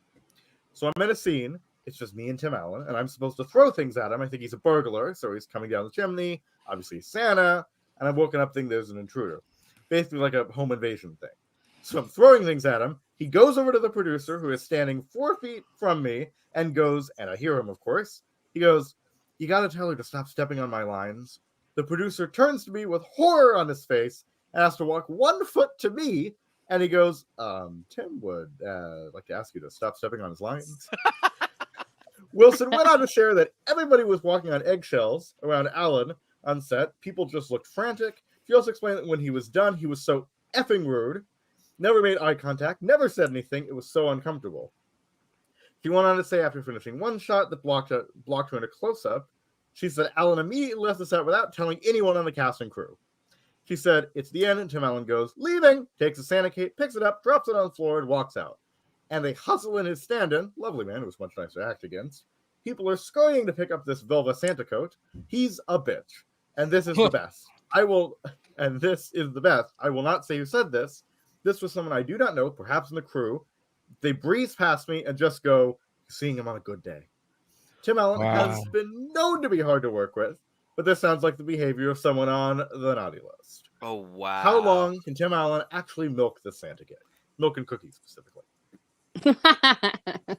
So, true story. About 20 years ago, I was working. I had a coworker who met him in person in Orlando at a gas station. He's just pumping his gas. And this is a guy who never, he just never watched TV. All right. He's pumping gas, and Tim Allen is like at the adjacent pump. He's pumping gas as well. And he kind of waves to my friend. He waves back. He just continues to do his thing. He goes in, pays for his gas, comes back out, and Tim Allen is now standing by his car and says to my friend, "Don't you know who I am?" And my friend goes, "No, should I?" He goes, "Oh, no. I'm Tim Allen. I'm the home improvement guy. Everybody knows me. You don't know me? Come on, you can't tell me you don't know me." And my friend's like, I'm sorry, sir. I don't really watch TV. I just kind of work for a living and do my thing. So Tim Allen backs up, does this number at him. He's like, what do you know? And then drives away angrily. Wow.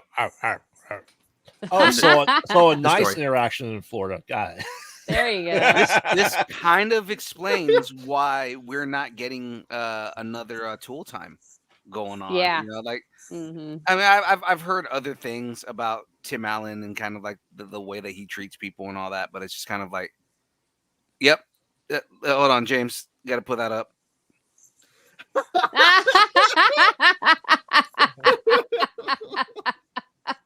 Oh, Heidi. You know what? I'll bet you Heidi's got horror stories too. Yeah. We never asked her any, but I mean, head over to Comic Con Radio right now, /podcast. Listen to Comic Conversation. Look at the image we have on the screen. That face just screams, "Don't you know who I am?" I was going to say, I'm the Santa Claus, bitch. I'm the Santa Claus, bitch. But no, that interview is up on Comic Conversation right now. So, oh man, yeah. I mean, I think that this coming out also makes people not want to probably not want to watch the property as much. Well, I was gonna say my tacos are on the table that Tim Allen's a little bitch. Oh yeah. Tacos on the table. Is he a little bitch? Yes, my milk and cookie tacos are sounds good.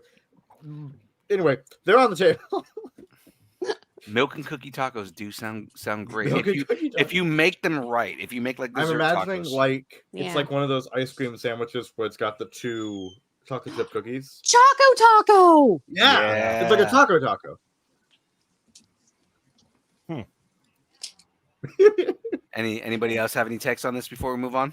Sorry, I was looking at Instagram. Like, if he has an Instagram account and we tag him, like we clip this and tag him. Oh man, I want him to We'll like be in track a us lot down. of trouble. Track us down. Okay, I kind of want that to happen because if he gets like, who are these nobodies distance nerding just talking about us, and then Yeah. TMZ takes that up, and then all of a sudden we're all over the place. Yep, there you go. Yeah. So let's preface it with allegedly he's a little bitch. Allegedly, Tim Allen was a bitch. allegedly, Tim Allen is a bitch. No, Yeah. marginally. Marginally, Marginally. marginally, Tim Allen is a bitch. You know, that happens. Elise Bowman will disown me, and that'll be the end of my voiceover career. Like right there. Wow. Oh God. So let's go ahead and move on, guys, because it's now that time. It's now the part of the show where we discuss what's going on in the world. It's time for the download. No.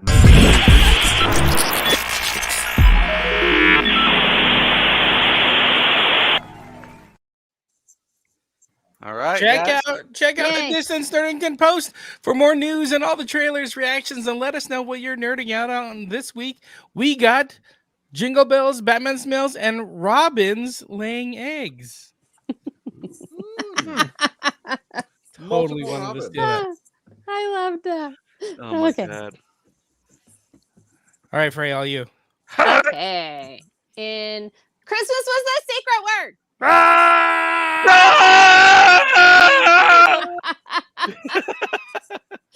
The official Pee Wee Herman YouTube channel has released a remastered HD version of the Emmy-nominated Pee Wee's Playhouse Christmas special from 1988. Pee Wee. Secret word is Christmas, y'all. The entire episode is available for you to enjoy for the holidays. The video came with the following note. Pee Wee's Playhouse Christmas special. As you've never seen it before, beautifully restored, remastered, and in high definition.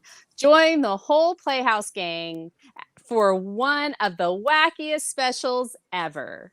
With laughs for the whole family, this unique triple Emmy-nominated special offers all the imagination and charm of Saturday morning's most outrageous TV series, which became a cultural milestone when it aired from 1986 to 1991. Pee-wee gets into the spirit of the season with lots of singing, dancing, and other holiday fun with his Playhouse pals. And more than a dozen celebrity guest stars as you've never seen them before. Everything is going great for Pee-wee until his Christmas wish list becomes so long that there won't be enough presents for all the other kids in the world. When Santa Claus pleads for help, Pee-wee reluctantly learns a lesson about the true meaning of Christmas. What a great Christmas gift to all the little girls, all the girls and boys of Pee-wee's Playhouse. Will Pee-wee save Christmas again? For the love of God, mute yourselves. She said the magic word. That's the secret word. She said the secret word. Have you not watched Pee Wee's Playhouse? Mecca like a high. Make a hiney Like a ho. hiney ho. Yule. Oh man. That's awesome. I'm excited for that. I loved Pee Wee's Playhouse. Absolutely did. I I think still this is haven't cool. watched. I still haven't watched the adult version that he released. Available, but Yeah. I still haven't watched it, and I want to watch that because he went back to like the original concept of Pee Wee. It was supposed to be like an adult show. When he Yeah. was doing the stage show. Yeah. 'Cause it started as a stage show. Oh, With Yeah. Phil Lamar, wasn't it? Yeah, Phil Lamar's in Yes. it. Yeah. He played the original cowboy Carl. Carl. After Lawrence Fishburne. Mm-hmm. Yeah, before Lawrence. I thought it was Fishburne. before Lawrence Fishburne. And then What was Lawrence it? Fishburne took over when it went to TV, Right. and they then cleaned when- it up. And right. then And then when it went back on stage, I think Phil Lamar played it again. yeah. Mhm. Yeah. After Lawrence Fishburne took the blue pill. Yeah. I'm But super yeah. excited for that. That's fun. I don't think that wasn't there another special or something that I don't think it's out anywhere. It's not streaming anywhere. Can't I think don't know of what it you're now. talking about. But I'm so. into this. Christmas. That's your last one. Yeah, the story's over. We don't Let's have to move do it on. anymore. Okay, here we go. A little naughty, a little nice, but all wild. Olivia Wilde is set to direct a new Christmas comedy No. titled Naughty. The script for the movie is being written by Jimmy Warden, who recently wrote the film Cocaine Bear. Yeah. So I guess we should expect this film to be the bonkers. Naughty is described as brides. This is kind of a synopsis. Oh, hold on. Damn it, I'm on the wrong page. Naughty or nice synopsis and all but wild synopsis. Naughty or not, something wild, but something synopsis. Synopsis. There we go. Naughty is described as bridesmaids in the North Pole, and the story follows Mallory. I don't think I've ever seen the word Mallory written or the name Mallory written. Yeah, Whose that's how you spell it. only hope of securing custody of her son from her gaslighting trash bag ex is to find Santa Claus, who is a bitch, and can convince him to testify in her divorce hearing.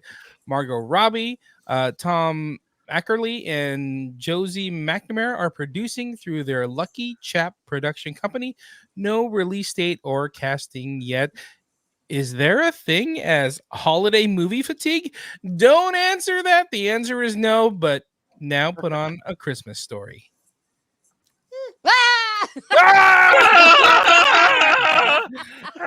It was funny in my head. Forrest is like, I am going to murder all of you. I hate you all. It's fair. Oh, yeah. and just for the sake of it, I think this should have been a North Pole cocaine bridesmaid opsis naughty synopsis. Oh, snap. North Pole Cocaine bridesmaid opsis naughty synopsis. North Wow. Pole cocaine naughty synopsis. Bridesmaid synopsis. Synopsis. You got it. No, I got it wrong, but I mean, still, it's fine. I mean, given that it's No, not written down, I got to remember everything. So That's just the very first synopsis where anybody went. So.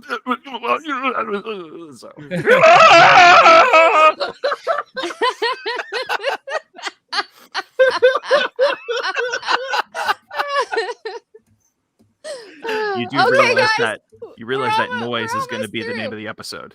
Yeah. well, the name of the Move on. episode is The Office Christmas Party, but I mean, still. Yeah. The name of the episode is Santa's a Bitch. Right.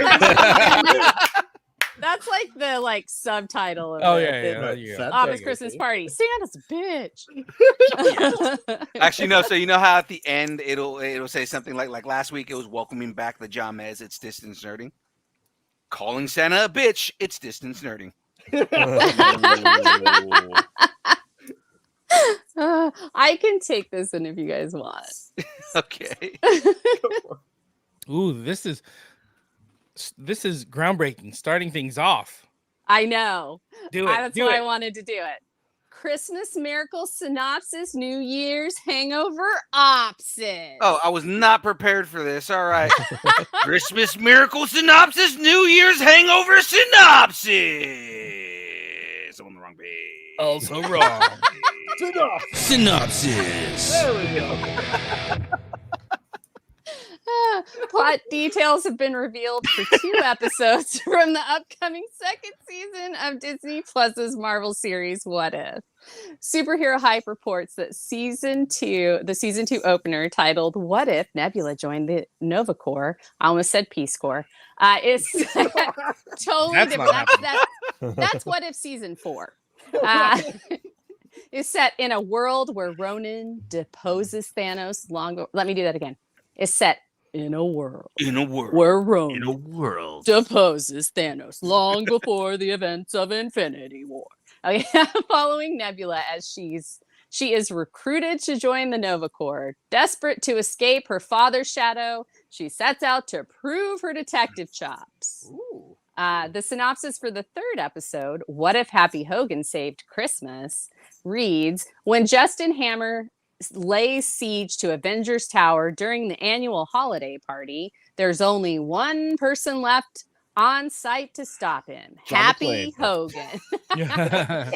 But in setting out to prove his hero chops, Iron Man's errand boy may end up transforming himself in more ways than one. Oh, okay. Oh. While official synopses have not have not been revealed for the remaining 7 episodes. Marvel previously revealed that season 2 will have an episode continuing the adventures of Captain Carter, as well as one that will introduce an original character named Kahori. I don't know. Who we'll find out in that episode. Who discovers the Tesseract in pre-colonial America. What If Season 2 premieres on Disney Plus on December 22nd, 2023, with new episodes dropping daily on the streamer. That sounds weird. Until December 30th, 2023. The third season, as well as a spin-off series based on the season 1 episode, What If Zombies, are also in development. I just got to call out Say Wong in the chat saying, I'm back, and discover y'all hitting the sauce a little too much. Say Wong, there's no such thing as too much. And we would never hit it. We would Just drink right. it. Exactly. It's been consumed. It's been consumed. It has been consumed. So my question to all of you, Mhm. what if Deadpool 3 is a live action What If episode? I think that's what it's going to be. Yeah. Let's go. Oh yeah. Oh, that blows my mind. What? Oh, Yeah. Well, because again, supposedly it's based on Deadpool Kills, which Right. essentially is a unofficial What If book. If you read the book, the spoilers for a comic book that came out like 15 years ago. Something like that. It's been out for a while. Yeah, like in the end, Deadpool kills every character in the Marvel universe. Yes. And then at the realizes, because the whole point is that he realized that he was in a comic book. Right. And at the very end, he walks down a hallway, opens up the door, and it's the writers of the book. And they're discussing how they're gonna remedy Deadpool killing the entire universe, and he kills them. Yeah.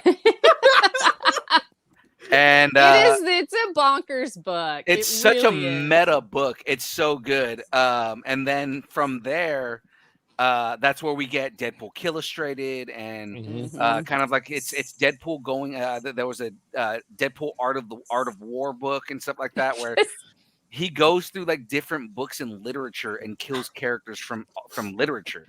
Like he kills Captain Ahab. Yeah, like he kills Captain Ahab. Like it's so messed up. I think he kills Jane Austen at one point. Yeah, it's like, bananas. It's yeah. like And like the whole point is that it leads into Evil Deadpool, which was basically Deadpool in a fight gets chopped in half.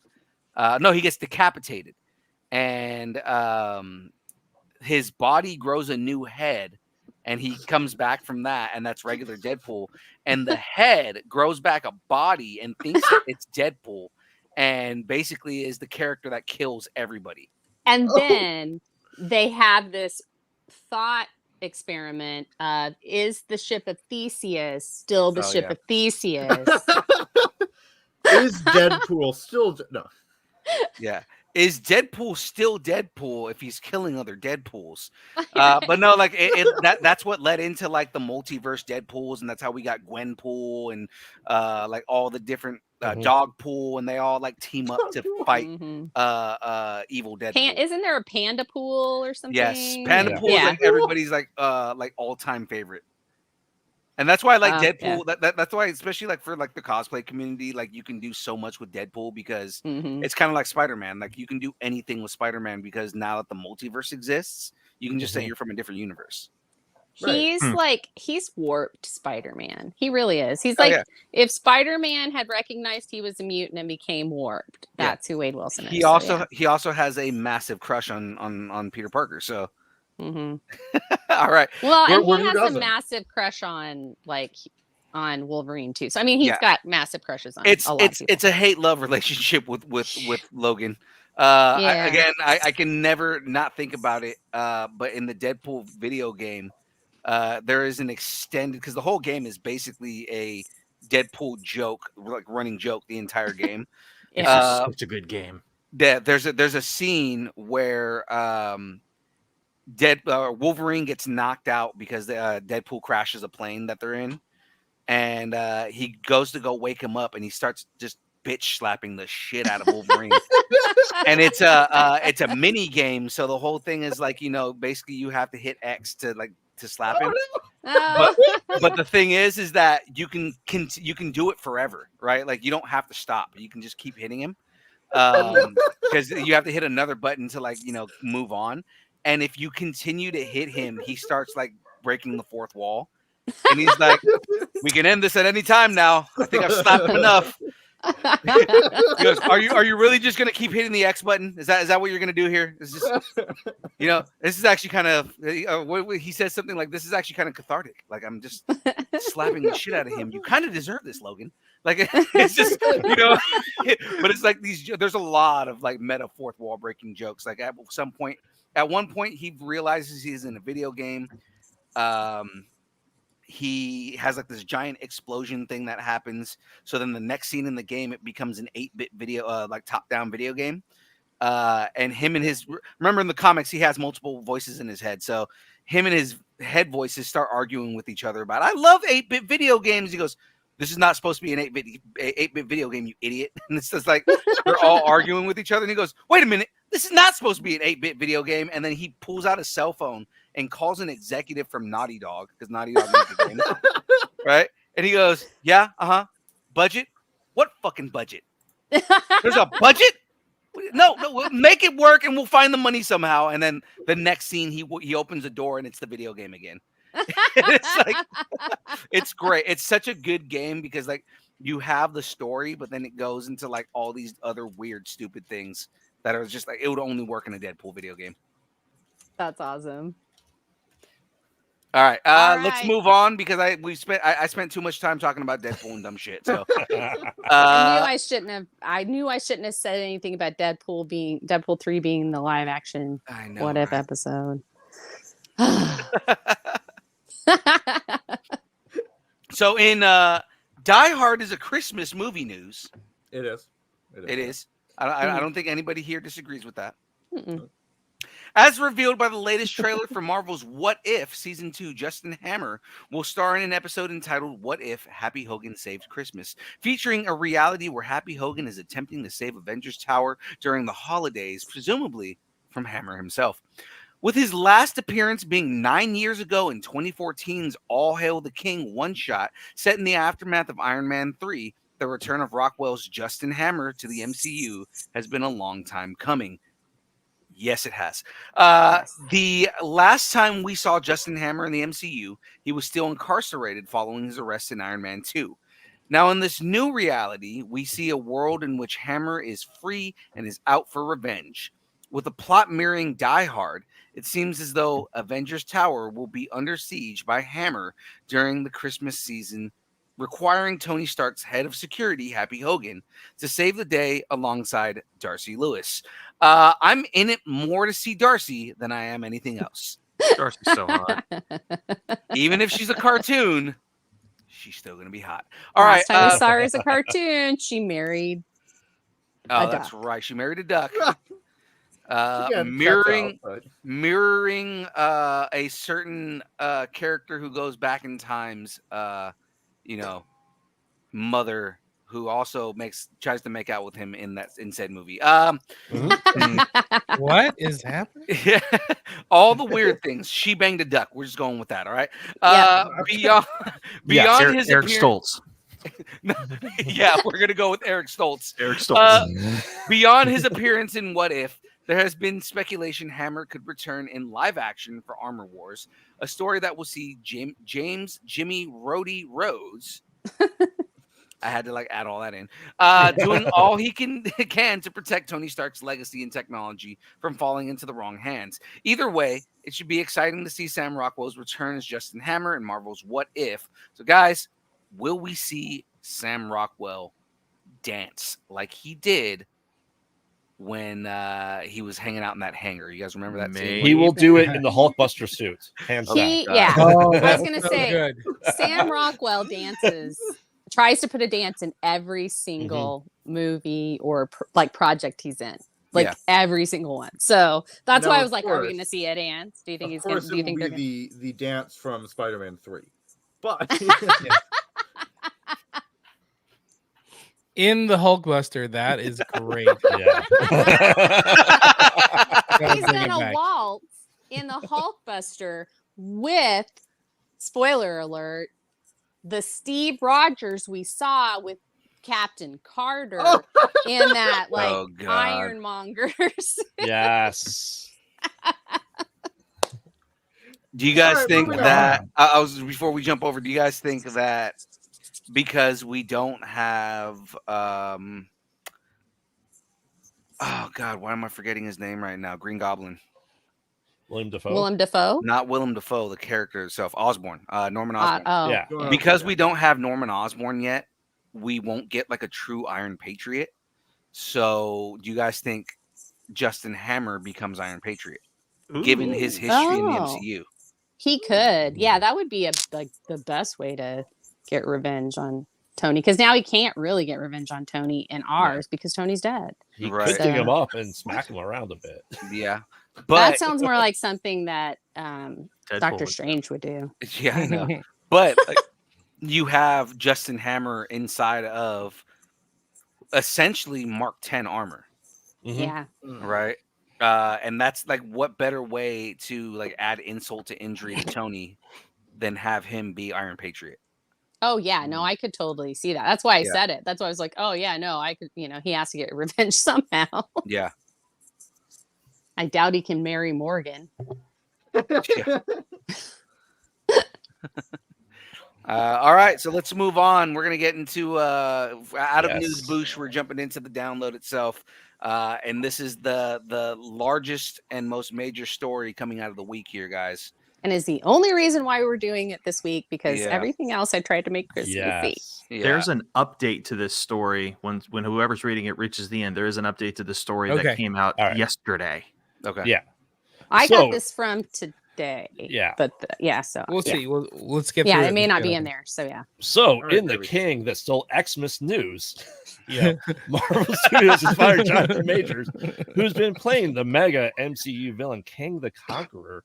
The decision comes following Majors' recent guilty verdict in the domestic violence trial, where he was charged with reckless assault and harassment with a car. Nonetheless, we all suspected No, this the was- harassment wasn't the car part. It was the one Okay. that was without a car. They split it. He had 4 counts. 2 he Oh. was guilty. 2 he was not guilty. So I thought he was guilty for the car one too, though. Okay, No, you hit it was the update. We're just- good. yeah, it was the annoying and annoyance and alarm is what he got for that. So yeah, Yeah. go ahead. So we all suspected this would happen if Majors was found guilty, but Marvel was still holding out for the verdict to come in before they officially announced their decision. Majors first debuted as King in Loki season 1 in 2021, as he had been a significant presence in the MCU, as he's been being built up as a big bad villain through Phase 6, King Dynasty and Secret Wars. Yeah. Yeah. So a representative from Marvel Studios confirmed the studio's decision, citing the recent verdict as the primary reason. This development raises questions about the future of Kang the Conqueror in the MCU, especially considering the character's slated prominence in Phase 5 and 6, including a dedicated movie, Avengers: The Kang Dynasty. Either Marvel is going to have to recast the character and move forward with the original plan, or they're going to have to, restructure things and set up a new villain to put focus on. With the way the multiverse is set up, anything is possible. The season 2 finale of Loki left Kang's fate ambiguous, which might provide flexibility for the studio in addressing this casting. Marvel Studios is seriously considered the best course of action in handling this charge. So, what do you think Kevin and company are going to do with Kang? Will this be the reason we see Doom? I absolutely think so, as I said earlier. Yeah, I think so too. What do you guys think? I do think I think they're going to recast. I think they are. So, did you guys hear the rumor of who the front runner on recasting Kang is? Is it John David Washington? Will Smith. No. Is it John David Washington? Okay, so Will Smith is the front runner right now. Is it John David Washington? I wish it was John David Washington. It but needs it to is. be. Yeah. John Like I David said- Washington's I saw- too busy with Christopher Nolan That's making true, movies. but Yeah. It's I true. saw a mock-up of his daddy as Kang, and I have to say it didn't suck. So, I don't want Will Smith to do it because he has a way of sucking the life out of projects, and I mean that as an actor, he has a way of doing that. Because Yeah. Suicide Squad, they spent way too much time on his character and not the group. And I think that was because of who he is. A lot And of that so- ends up being that he's such a major actor that they focus Yeah. a lot on him. Now, I don't want Will Smith as Kang, not because of that. Will Smith has a very distinct acting style, and he's Yeah. not a character actor the way that Jonathan Majors is a character actor. He's a very good actor. He's a very good dramatic actor. He's a very good comedy actor. He's got really good chops, but he has, again, a very distinct way that he does things. Whereas Jonathan Majors, it's not Jonathan Majors playing Kang. Jonathan Majors is Kang. Yeah, We need somebody who can melt into a role the same way that Jonathan Majors melted into this role. Why I believe when Frey says John David Washington, I think that he could kill it. I think he is somebody who could pick up that role and kind of make those same kind of acting decisions that Jonathan Majors made with all the different variations of Kang and make them all distinct. He's a good enough actor to do that. So I think that, and the other thing is he doesn't have such a larger than life personality like Will Smith, where Will Smith's personality just ends up becoming the character, right? It's the same thing with Jack Nicholson, where Jack Nicholson, everybody talks about Jack Nicholson as the Joker, but Jack Nicholson was playing Jack Nicholson playing the Joker versus Heath Ledger became a different person to become the Joker. So it's that's I'm just using that as an example because of Jack Nicholson, right? So it's the same thing with this. Is I would prefer an actor who can melt into the role versus somebody who is known for the specific personality that they have and comes in and plays that personality as a character. I'm going to say the same thing that you said, but simpler. You want an actor, not a movie star. Yes. Yeah, that's exactly it. Yes. Well, I think Majors did great as King Conquerors. I feel like he studied Vincent D'Onofrio as Fist, that underlying rage that he's trying to control as King the Conqueror. And he's just had that same unbridled control, trying not to let it out. But when he does let it out, you get holes.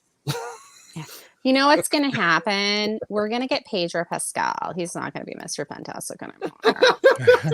I'm kidding. I don't think that's really going to happen. But if you need somebody who can be kind of a chameleon, and it's so hard to do, and the role like Kang, especially with all the variants, it's got to be something that someone's got to make every single Kang so different, and it's hard to do. I do not envy whoever if they do decide to recast and just not axe the whole thing. I envy the person that has to take over. All right. Yeah.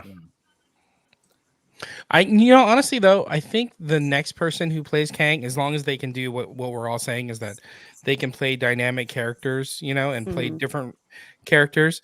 I think they're gonna do good because I think the whole Jonathan Majors thing, I think people are very turned off to him right now. So, Disney and Marvel are doing what they can to step away from that. So whoever fills those shoes, I think they're going to be set up for success. Yeah. I mean, I do too. And as long as, they'll definitely learn from some of the mistakes that Majors had. So Yeah.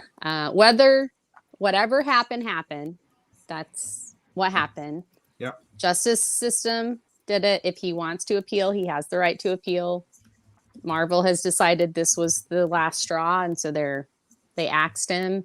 We did get a good ending to Victor Timely and that whole thing, so they could start new again if they needed to. So it's kind of the way I feel about it. Yeah, again, it's a little upsetting. I mean, given what he did and how he got just how the events played out, because it's a total waste of talent. It's the dude could not control himself in the situation that he was in, and I mean, if he's found guilty, it's not a assumption at this point, and it's sad to say that somebody with the immense level of talent that he has is being taken down by bad decisions.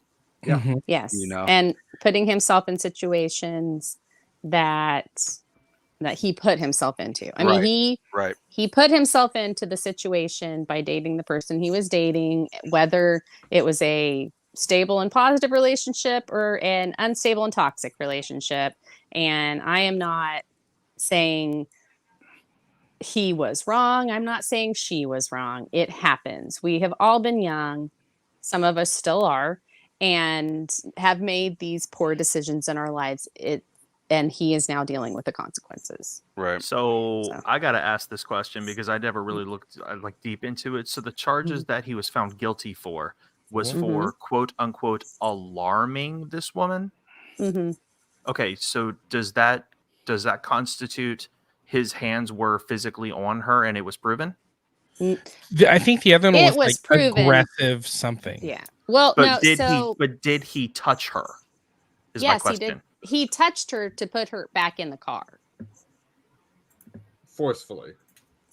He picked her up and put her back in the car and wanted her to stay in the car. So he was trying to keep her in the car. Yeah. So yes, he did touch her. As crappy as that is assault. So yes, it is. I was just gonna say, because nobody bothered to connect the dots on Will Smith, because Will Smith actually made a physical contact on national television against another actor. So to cast him would be hypocrisy in the highest degree. But that's also because Chris Rock did not press charges, and they both had I guess Will Smith apologized. Chris Rock made jokes about it, but I mean, he made a special out of it. He made a special, but again, he made a comedy special about it. But because Chris Rock did not press charges, whereas it's because she went to the hospital. Yeah, and because it was considered domestic violence, the city got involved, and they're the ones that pursued the charges because she actually said she didn't want to press charges, and they overrode that. I do know a little bit about this. I have been following it a little. I wanted to know what the story was because I want to be as well informed about what's going on. And, I have a lot of feelings about this that I will not be sharing in public. And I believe her. I believe, that something happened because I feel we should be believing more women in society when stuff like this happens, because a lot of stuff is wrong in the world that has nothing to do with nerdiness, and I don't want to get into that. So I'm just going to back off and just say that I do know not all of it, but I've seen video, I've heard audio, I've actually listened to, a lot of the not testimony, but what the overall recaps and stuff, so I know what went on during the days and stuff like that. So it's a thing. And he was charged with 4 counts and he was convicted of 2.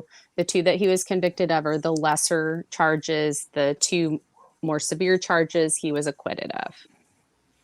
So Yeah. there we go. Yay! Now let's move on to more Christmassy stuff and fun let's stuff and not talk more about this anymore. Positive news. Because it is Unless depressing, somebody so. else wants to chime in. Well, let's talk about somebody in the chat had a good statement. Lakeith Stanfield, the next Oh, yeah. Kang. Shout out to Oh, the chat. That person in the chat was yeah, super that's- smart. That's James. That person. James Navarro. James Name is Navarro. Navarro. Navarro. Navarro. Navarro. Navarro. I think Something like the that. point is Lakeith Stanfield would be perfect. Already worked for Disney in Haunted Mansion. Come on. You know Great what? He actor. wouldn't be He's bad. not. I was gonna say he's not I wrong. don't know Lakeith Stanfield has that same vibe. I feel like Yeah. he'd be a good actor too. That would pick that up too. Just Ooh, Lakeith Stanfield is a little or- skinny, so I want to see him put on a whole bunch of muscle for that. Who's the guy from Hamilton? The Rock. No. Jesus. Who's the guy from was bound to Hamilton happen. that is like the one that has Hamilton's back? Not Burr, Anthony but the Ramos. other No. one that's like is he Jefferson? Does he play Jefferson in it? I can't remember his name, but Leslie he would Odom be Jr. so good. Leslie Odom Jr. No, that's the guy that played Aaron Burr. David Diggs. That I think David Dix, maybe. Show There me you a go. picture. You're welcome. The one from Transformers. I didn't see that. That's not helping. I'm gonna look it up. You guys continue talking amongst yourselves while I find out who David Diggs is.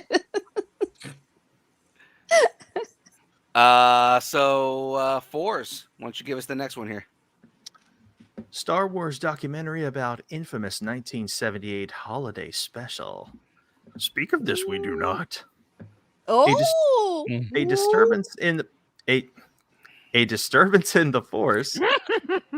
A comical behind the. Oh my God! Can I read? A Disturbance in the Force, a comical behind-the-scenes documentary about the ill-fated 1978 Star Wars holiday special, is arriving from a galaxy far, far away. Did have a kick-ass Boba Fett cartoon, though. Yeah. The announcement comes on Life Day, a canonically Wookiee holiday in the Star Wars universe. September Club produced A Disturbance in the Force with Giant Pictures handling digital and Blu-ray distribution. Adam F. Goldberg served as executive producer. All right, Phil, you ready? Wookiee Family Opsis B. Arthur Jazz Number Synopsis. What the hell are we watching, Opsis? I can't believe they released the synopsis. What the fuck? Okay. It's got B. Arthur in it. It's got B. Arthur. In No, it. I gotta take a He's deep sweating- breath. Take a deep breath. Wookiee sweating Family through Opsis B. Arthur Jazz Number Synopsis. What the hell are we watching, Opsis? I can't believe they released this synopsis. Synopsis. Ah. 2 for 2.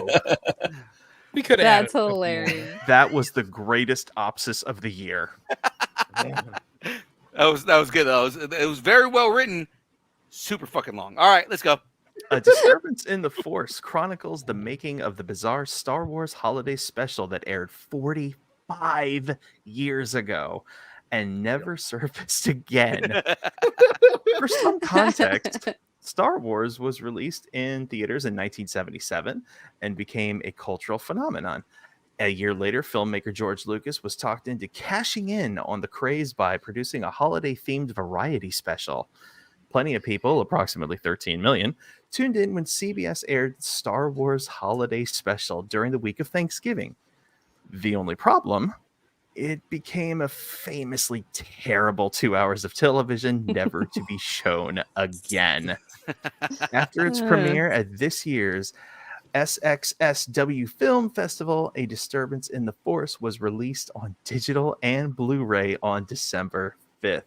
Who's buying it so I can borrow it and watch it?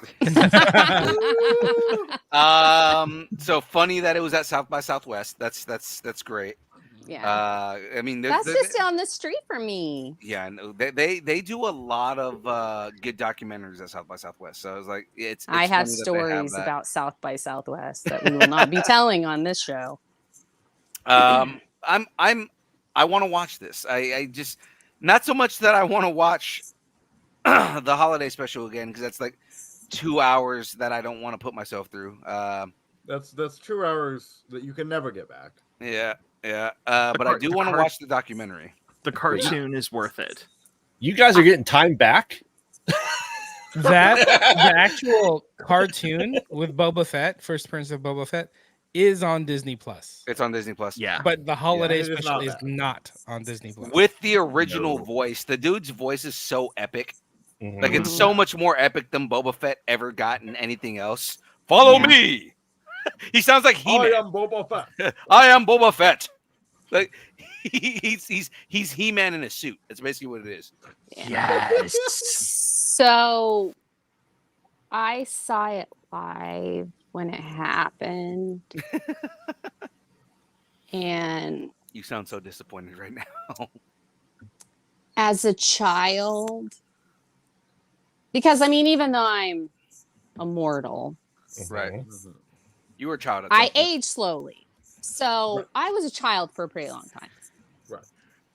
So I did see it as a child and I loved it. I loved every single part of it. Well, I mean, Now- the special was meant for kids. Yes, In- now. including the really shitty Wookiee costumes. Yeah.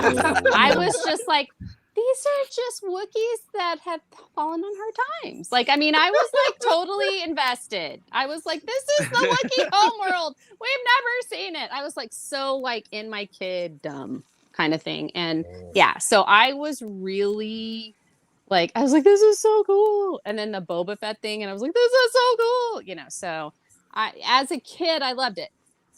I have seen it since then. It is on YouTube if you guys want to see it. Yeah. And now I'm looking back on it and I'm thinking, was I high? Why did I like that? You were But high I- on yeah. childhood, Yeah, I was high on childhood. as we On all life, are at that age. if you We're- will. The Yeah. sorry, the one good thing I think came out of it. Well, besides the Boba Fett cartoon, obviously, the other good thing that came out of it, and I'm glad they brought them back, was Chewie's family. I'm glad they brought back Chewie's family, and Well, the gun. and improved them.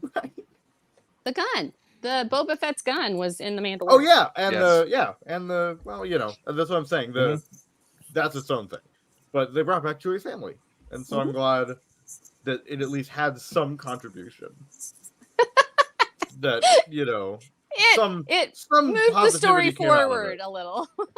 Right. Chewie's Yeah. weird grandfather that looked like Harry from Harry and the Hendersons. Yes. And then, weirdly enough, We ended don't up know on where Earth, Harry was before he landed on around Earth. Okay. 1970 something.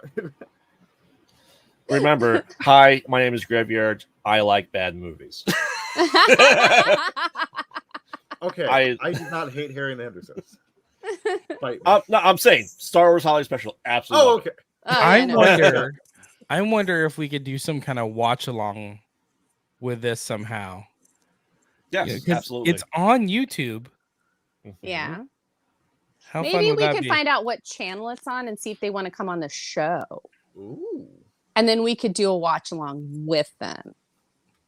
I like your style. Mm-hmm. I Yeah. like that. I like it. I like it. All right, let's get the Moving swiftly PA on. on it. James, can you make that happen? You said you called me the PA? Yep. Okay. Yeah. That wasn't that I thought that was your last title. Did we move you up? It definitely did not move me up. I can tell you that Oh. much. Yeah, he's especially missing a month of work. He's lucky he was able to come back. Yeah, that's Oh, true. It's a good well, point. It's yeah. a good point. Anyway, moving swiftly on. Swiftly moving on. Oh, that's right. Shadu wasn't here during that whole thing. He doesn't know. Shadu gets a pass though because he doesn't always have internet. That's true. Yeah. So Well, Judging by last week's episode, sometimes I don't have internet either. yeah, I know, right? You can't blame me. again, shockingly, New Order worked fairly well, but Yeah, Jamez, you want to take this one? In I can bring you in warm or I can bring you in cold Santa news. Santa the bit. Oh, easy. Not even Santa Claus can escape the notorious bounty hunters running around the Star Wars universe. Add a little Star Wars humor to your holiday season with this Santa Frozen and Carbonite Christmas tree ornament. I like it. Makes me happy. Yeah. The hand-painted ornament can be bought here. Somebody's putting in the chat for $15 if you want it. Holy crap. That's a hell of a link. Yeah, it is.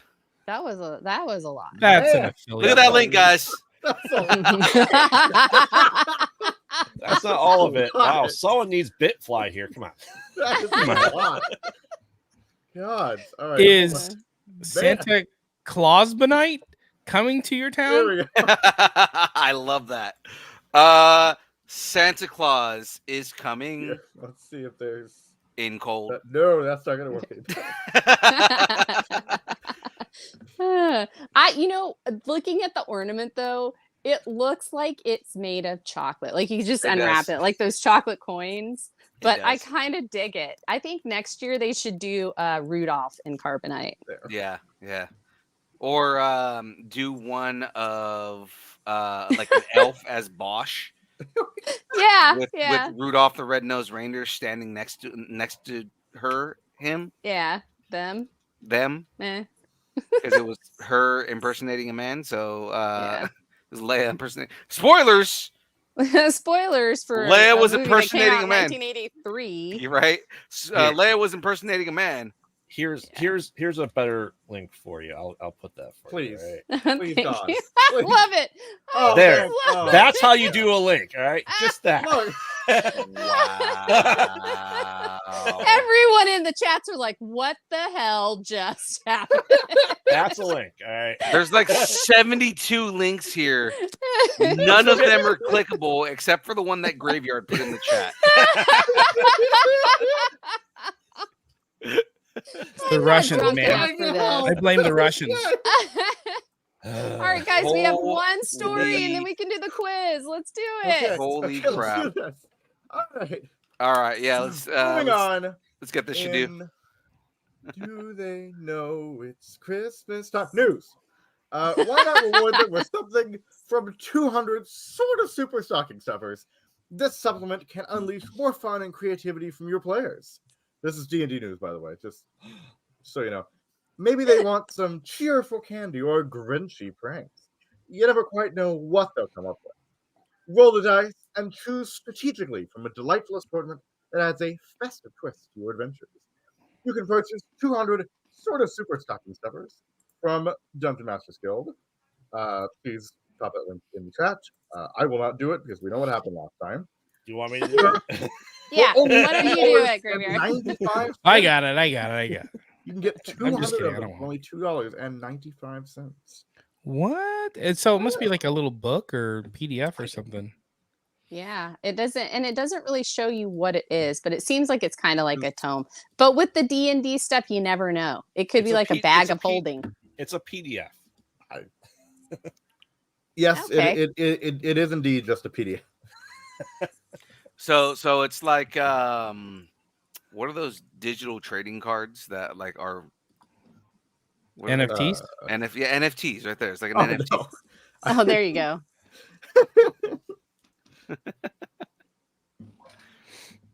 All right.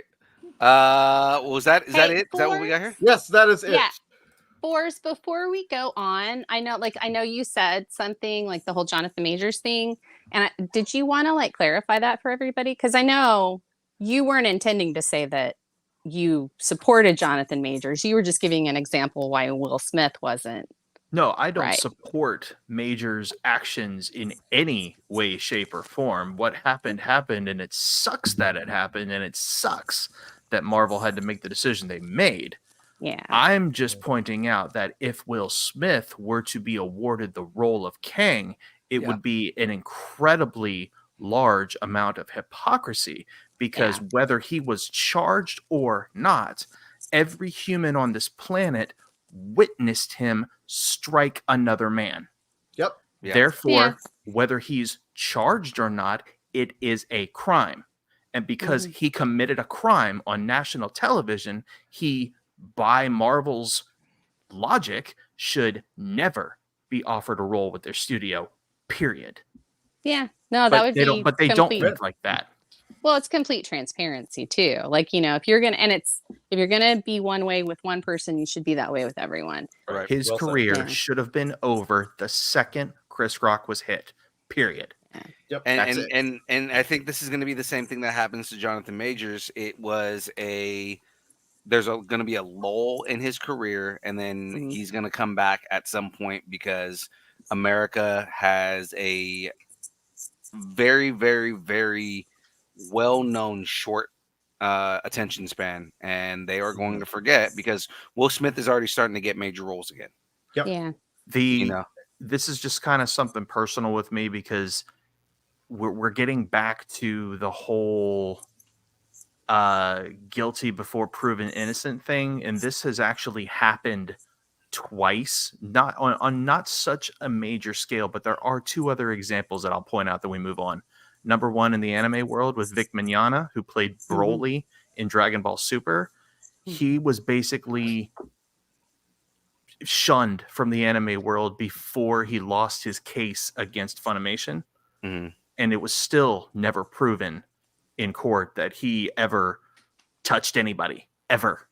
But he was still, his anime career is over. And number two, and this is recent news, Shadu, you might know about this one. In recent news, a very popular YouTuber known as The Completionist is facing allegations of embezzlement. And there is no proof, and yet his YouTube career is over. Yes, misappropriation of funds. Yeah. Bingo. Yep. So, again, I knew from go, as soon as those allegations hit, Majors was done. They weren't even going to wait for the trial. He was done. Not necessarily. Like they did wait it out, and they didn't officially fire him until he was actually found guilty. It seemed like they were trying to see if he got to a point where he, was proven innocent and waited to fire him. It was the minute there was a guilty verdict is when they fired him. That's true. But we all knew there was hot talk coming from people inside Marvel who just couldn't keep their mouths shut that basically said, hey, guess what the company's going to do? I think lo and behold, it happened. I think with that, it was just more they wanted the contingency. They were like thinking, if he is fired, how do we move forward? How do we continue going on? Or not if he's fired, if he's convicted, how do we move forward from here? Because we can't have a convicted felon playing or at least convicted felon in with what he's being charged with. Yeah. Continue on as our main villain. Yeah. Right. Yeah. They definitely have a difficult decision to face moving forward, but I think the wisest option at this point is basically to go back to the comic books and analyze how the Secret Wars played out in the comics and then try to adjust appropriately and get it as close and as accurate as possible so that everybody will be happy. Right. Or I'm sorry, most people will be happy. Most people, right. Like 70%. I think they handled it about as well as they probably could have. And there were a couple people who were like, oh, whatever. But I think they handled it as well as they could have. So. Yeah. And I think that's what it is. I just know that you wanted to make sure that you had said that you would clarify that. And I wanted to. I didn't want anybody thinking I support Majors because I don't. Right. Yeah. There's a lot of stuff. Like like I said, I've got a lot of feelings on this. I do want to process them, and I want to, but I can't just be like, well, no, she's in the wrong, or no, this didn't happen, because she had injuries. It could be a pattern. I heard a phone call that he did like audio from it, not like a phone call, but like audio where he's calling himself a great man and he needs a great woman. Yikes. And I'm telling you, if I were on that jury and I heard that, I would have been like, you're guilty of everything because you are not a great man. And for you to say that to a woman is ridiculous. But so also, let's that not is even the do most Kang thing I've ever heard. Oh, God. Yeah. I mean, it is a very character. Yeah. Yeah. It's like, I could see He Who Remains saying that to Renslayer. Like, seriously. I'm just saying. Yeah. So I'm glad you got to say it. You know what? We're gonna do a really fun little trivia game. Yeah, let's do some fun stuff. lighten the Let's get out of this. Yeah. Lighten the mood. It's supposed to be Thank you. fun holiday. Let's end in the Christmas spirit. We also have a growing up geeky, guys. Yeah, that so we really let's- haven't even said anything about. Right. So let's get into that, guys. Let's get into some growing up geeky. It's been a while since we've done a growing up geeky on the show, and I've been saying for a while that I miss this segment, and it's going to be a fun thing. So, Frey, go ahead and preface. Let everybody else that's listening out there know what's the subject of our growing up geeky today. So we decided to do an either or because, like, the holidays, some people didn't get great gifts when they were a kid. Look, I got a quilted vest at some point. So I decided to do favorite gift from childhood or your favorite holiday tradition, because I think everybody has a holiday tradition, even if it's just having a glass of scotch on Christmas Eve. I don't know, but I figured we would have either one. So that's it. We're just going to tell you about our favorite gift from childhood or favorite holiday tradition. Who would like to go first? I'll go first. All right. Okay. I mean, my parents immigrated here, so we didn't have like a ton of traditions or anything like that. You know, my mom was a nurse, so she was always busy. And, you know, when my brother and I got older, we both work retail, so we're always busy on Christmas. So we never really had set traditions. But my wife is a Michigander, so she One of us. She's from the Yupa. She's from the Yupa. She introduced us to monkey bread. Oh, I love monkey bread. Yeah. So And can you it's not made describe of monkeys. It's not made of monkeys. It's like biscuits with like what is They're on top? apes. Like They're apes, not monkeys. oh, excuse me. Pardon me. Primates. Butter and cinnamon sugar and Yes, It's It's full like of powderable cinnamon rolls, essentially. Yeah, it's like Yes. it's Yes. like they put cinnamon, all the cinnamonness on it in those biscuits, and then you just Mhm. pull it apart. Yeah, we used to have we would have it when I was a kid for Thanksgiving morning. That would be our breakfast, and then we'd have Thanksgiving dinner. So I totally so love Filipino. Say wrong. Say wrong. He's saying the Right. nurse thing. He's saying that your mom was a nurse is the most Filipino thing ever. I know. You're totally right. Totally right. Say Wong, just to throw it in there and just like on there. So my mom was adopted and she was raised with my grandfather was Filipino. And my mom also worked in healthcare the entire time. So it's like, you know. That's awesome, Stereotypical. James. But yeah, she introduced it to monkey bread. I was like, this is so delicious. It's like diabetes in a pan, though. Yeah. But our kids love it like all month long. Welcome to America, James. My son's just been like, are we gonna make monkey bread today? Where's the monkey bread? I'm like, dude, it's a Tuesday. Relax. You know? You'll get the monkey bread. Our tradition has been to open presents, and the wife makes monkey bread and just snack on monkey bread all day long. Nice. Awesome. Getting butter and caramel all over toys. It's great. As kids Awesome. do.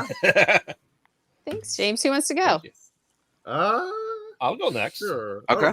Oh, you Go, can go. baby. You're good. You guys saw pictures I posted. So, for years, it's a Dutch tradition to get Dutch letters for Christmas. Usually, Dutch letters, it's like it's a puff pastry, but it's flaky, so it's layered, as well. And you get it in the shape of the first letter of your last name. That's tradition, and it's filled with almond paste and topped with sugar and everything else like that. So pretty basic dessert, but it's pretty good. And so we always had that. We'd order it from Iowa to get shipped to the Chicago area. And about 10 years ago, we found out that my grandma, when she had died, had a banquet recipe, which is a bigger version of the Dutch letter. So it's like, just looks like an I, and it's the same thing. So we started making that as a family tradition to carry on. Instead of buying Dutch letters, we now make it ourselves. Nice. That's so cool. So about 4 years ago, I brought my oldest daughter over to start learning to make it. Now she's been in it for 4 years, and then my youngest daughter has joined us yesterday making it.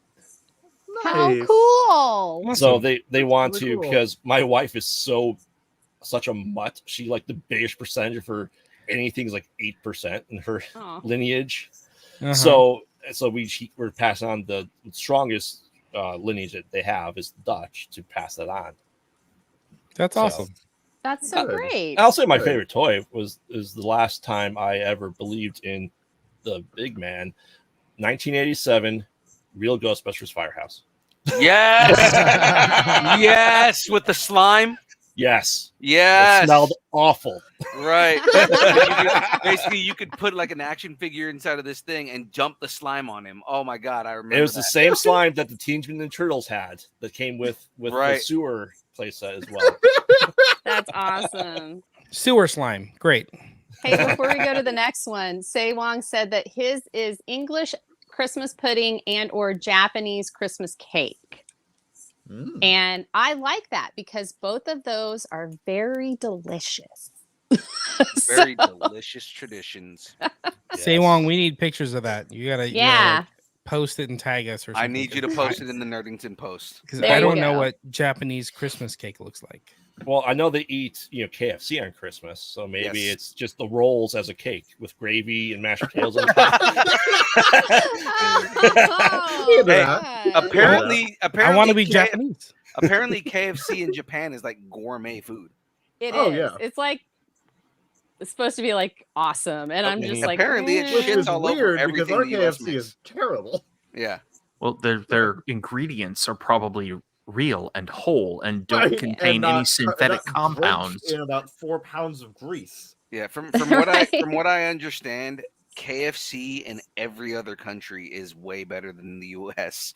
yeah, Same thing with like McDonald's in France is supposed to be like, the equivalent of like actual restaurant burgers.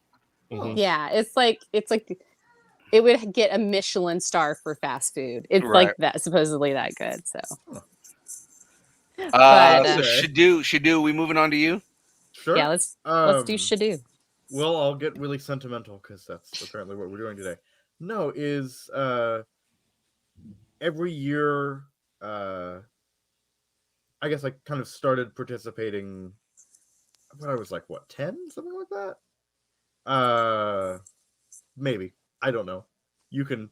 I think you were 8. 8. Okay, sure. That works. I started participating when I was 8. It always helps when your mom is on the stream with you. But I was there. But I was there for the whole time, for the whole 20 years I've been alive, is making cookies with my mother on Christmas. Or like not on Christmas, but around Christmas time and all of that. Gingerbread mostly, that's been the through line, but just in general, and I've just come to adore it.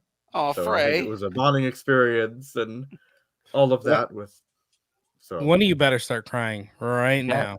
That is adorable. I think Adorable. Frey's like holding back tears right now. Frey-dorable. No, like okay, you want me to make it even more sappy? Oh yeah, I want this to be as sappy as possible, please. The first time I ever made gingerbread cookies, I was pregnant with him. Oh. And I was making it in between a test. Like you have to do this like glucose test. Oh, no, look so at I was James. making the dough. And I accidentally licked my finger. Aww. I man. licked my finger and you weren't supposed to eat anything in between. Oh, and so then I no. had to take the even longer test. I came back fine. But because I was making gingerbread cookies while I was pregnant with Liam, I had to take a longer test. But even when he was in utero, we were making gingerbread cookies together. So That is adorable. yeah, I know. It's freaking adorable, isn't it? Love you, Mom. I love you too, baby.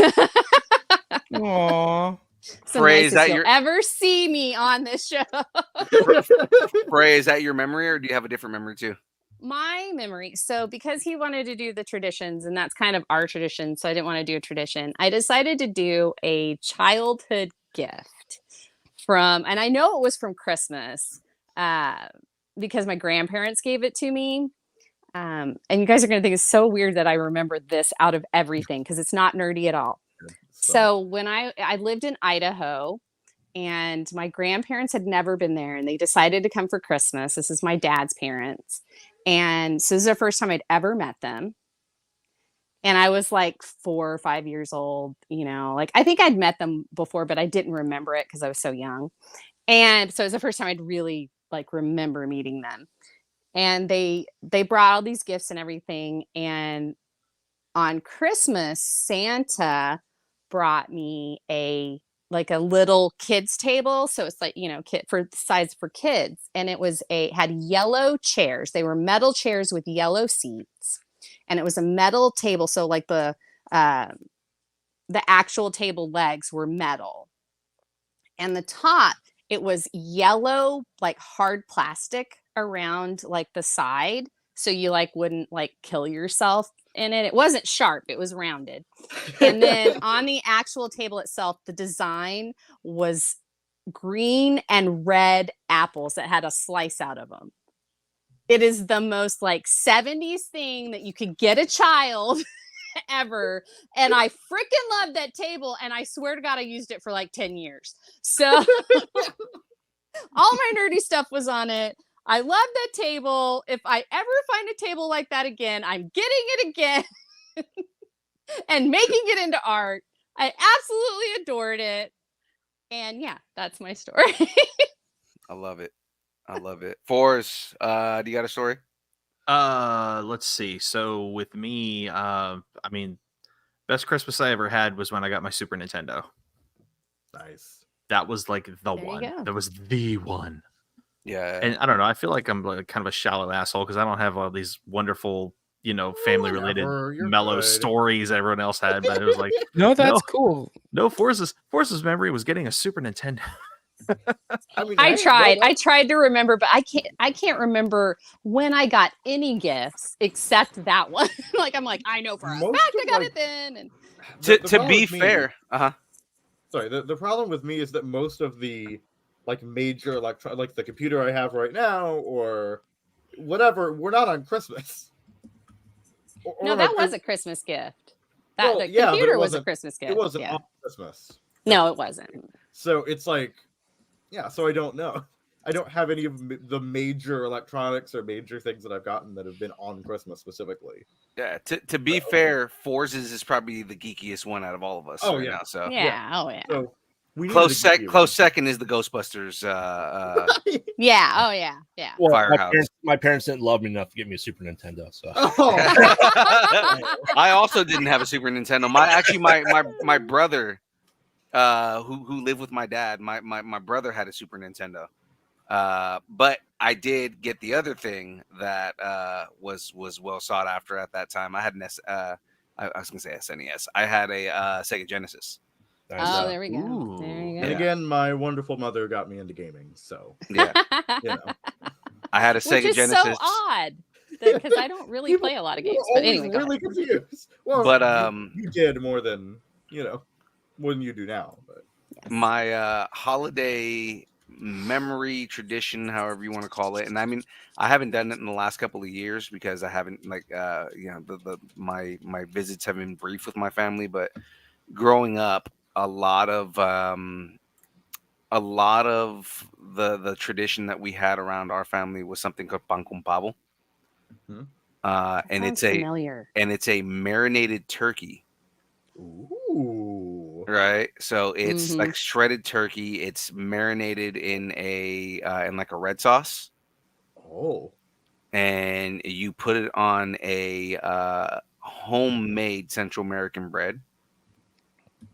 All right, Mhm. and it is amazing. There's something about the sauce making the bread soggy, but then it's still being crispy on the outside.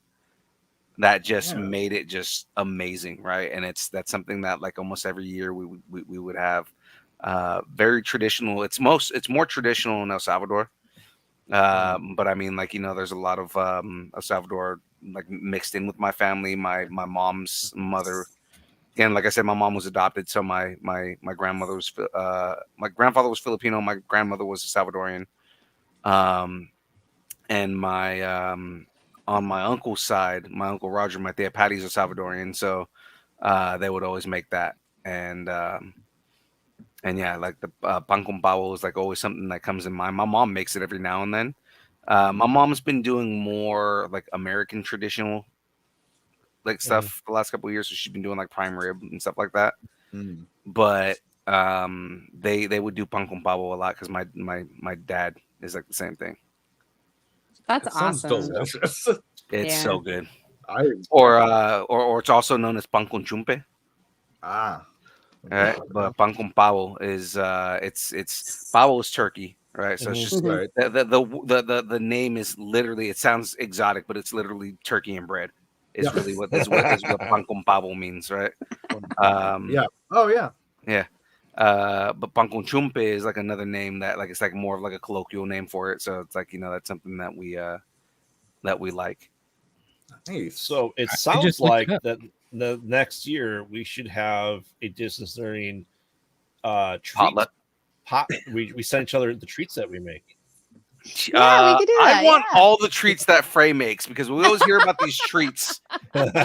Let's not all forget that Frey made the yellow and the blue. No, the yellow travel biscuits. Yeah, travel thought biscuits. I was actually toying with. I was talking to Shadu last night or night before, and we were talking about how I was like, "But should I make the yellow travel biscuits?" And we were like, "No, okay, we'll do it after Christmas." So it is. So yeah, I will make them again. When I do make them again, yes, I will be sending them out. And then the gingerbread cookies, which we have made the dough, but we haven't made the cookies yet because the dough does need to sit. So, Well, I will send all you guys banquet if you want it. oh, That's like trading gold in the Dutch community, just so you know. well, guys, you haven't had my travel biscuits. I think it's an even. So trade. real quick, and it's just because like at first I was gonna be like, okay, well James sent this to everybody, but you know what? Let's show everybody who's watching the show right now what pan con pavo is. Okay. So if you are listening to the podcast, I'm sorry. But if you get a describe chance, it in words. yeah. If you get a chance, come out and check out the YouTube video or the replay on Twitch, and check it out. So this is pan con pavo. That just looks so good. The one on the top is a vegan version of it, but I mean, as we go down, like this is pan con pavo right here. This is what it looks like. Oh, all right. I'll take 5 of those in the mail, please. This one, yeah. So this one right here. I'm looking up right now, closest to get. Yeah. This one right here is the traditional bread, right? So you can see like it looks a little different than like regular bread. Right. And like I said, like there's something about like the way the sauce like just soaks in the bread, and it's like you have that like soggy bread texture on the inside, but then it's still crispy on the outside. So you get like both of those experiences, and it's so it's like po' boy bread essentially. Yeah, it is really good. Or like muffaletta bread. Yeah, that's awesome though. But that looks so good. That is pan con pavo right there, and then you use the bread to like sop up the sauce. It's really good. That's awesome. I think it's great that 3 of us said like food related traditions or food related things, and then 3 of us were all about the gifts. Like that's perfect. It was mostly because split. It was mostly because I couldn't think of like like a gift that would like really stood out. You know? Yeah. No, I absolutely understand. It's just funny that that's how it worked out. So I just love it. So thank you guys so much for participating. Actually, I do remember one thing. So last week I was gushing over the Biker Mice from Mars toys that they're coming out with, right? I actually do remember getting Biker Mice from Mars for Christmas. Oh wow! Oh really? Yeah, and I remember this specifically is getting them out of the packaging, putting them on the bikes, and then riding them around the house right? So like having them in my hand and like, because remember they have like Mhm, their mhm. bikes were like, you know, like hover bikes, right? So like they like having them go around the house and then playing with them on the couch next to my mom while she was just chilling. Aw. I also have a bad That's- memory from Christmas because I was a dumbass, but I mean, like, if you guys want to hear that, I can tell it. If not, I mean, if you want to tell it, I could tell many stories Oh, of yeah. how horrible I was as a child during So, Christmas. But I have a scar across my left foot that goes from like the bottom of my foot up to the top of it. And what happened in the Latino community, we have a word. It's called travieso, right? Mhm. Travieso means troublemaker. Mhm. My nickname as a child was Travieso. Of course. I see. I was trying to play hide and seek, and I decided that I was going to go and hide behind the Christmas tree. Right? Oh no. Yeah, and so my mom, Oh yeah. and I know other communities have the same issue, right? When the first and the middle name get mentioned, you know you're in trouble, right? Yep. So Felipe Andres, get from out behind the tree, right? And you know, just my mom tells the story. She goes, you know, you just turn around and go, okay, mama, and you come out of. I came out of from behind the tree, but the cord from the lights got wrapped around my foot, Oh no. Oh and the tree fell on top of me. no. Oh. You were Wade Wilson before Wade Wilson and you didn't even know it. Yeah, Because that's and totally something that he would do. Oh yeah. And it basically sliced the top of my foot. I think one of the ornaments broke and sliced the top of my foot. So Mm. yeah, that's one of my stories from it's Man. not as much a growing up geeky one as it is just Growing up being Hey, being I'm glad I stupid. survived the Christmas tree Right. incident. Yeah, my geekiest memory it harkens back to me and James, our very first growing up geeky episode. Mhm. My brother in 1989, my brother was obsessed with Batman, with the Batman movie when it came out, and my parents got him a rubber Batman mask that had a cape attached to the back of it. Right? Wow. Yeah. Like I a know. Michael I Keaton feel like Batman I know where this is No going, but capes. go ahead. No, I constantly my brother would like, you know, it was his, but I would always like steal it, put it on, and run around with the Batman with the rubber Batman mask on. And I just remember that all the time, just running around with the giant yellow bat symbol on my chest because it was attached to the bottom of the mask, Yeah. rubber mask, and my whole head in the mouth of the mask because it was way too big for me. Right? And then the cape behind me and just running around on that. That's one of my earliest memories of like why I love Batman so much. Was my brother had my brother, you know, when he became a teenager, that grew out of being a nerd and just didn't care anymore. I never grew out of that. I've always like embraced my nerdiness, right? So it's like, you know, I just continued with the Batman. And that's where my Batman, that and 66 Batman, Adam West, like, you know, that is where my Batman obsession comes from. Aw. Deadpool actually Aw. comes from I was talking about my cousins in the Punk and Pablo. My cousin Roger is the one that got me into Deadpool when I was 7. Oh wow. Nice. Yeah. He had a Deadpool action figure with a removable mask.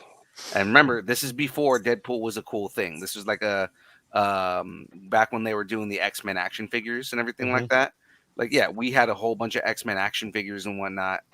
And my cousin had a Deadpool one and was trying to explain to us why Deadpool was so cool. And that led to me buying my first Deadpool comic book in 1996, 97, which I still have. I've showed it on the show. It's on my shelf.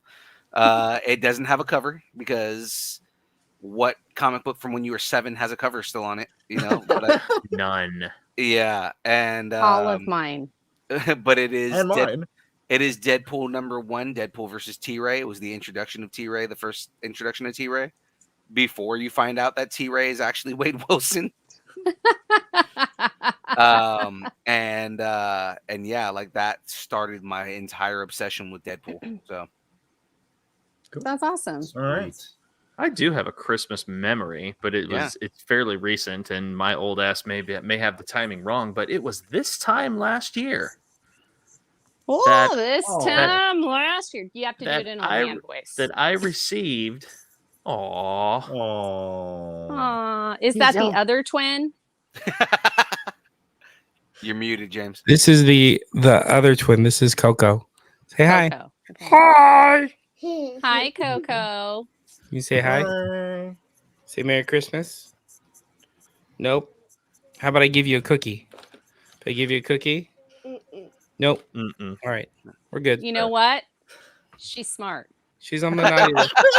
No, I'm not. You're gonna get some coal. No, I'm Then you better not. say hello. Chemo said hello in Yeah. in sneeze form. Yeah, but don't pressure your children to do She's great. things. She's great on an audio podcast. I Waving. know. I'm sorry, Forrest. You were telling a story. So I believe it was this time last year where a certain somebody sent me this in the mail. Yes, that was last year. and pickled flavored chicharrones. Yep. And I believe it was Phil, James, me, Aubrey, Aaron Watson, and Graveyard. I think Graveyard. Were you on with us for that episode? I was. And yeah, the old crew. He still has that. Oh my god.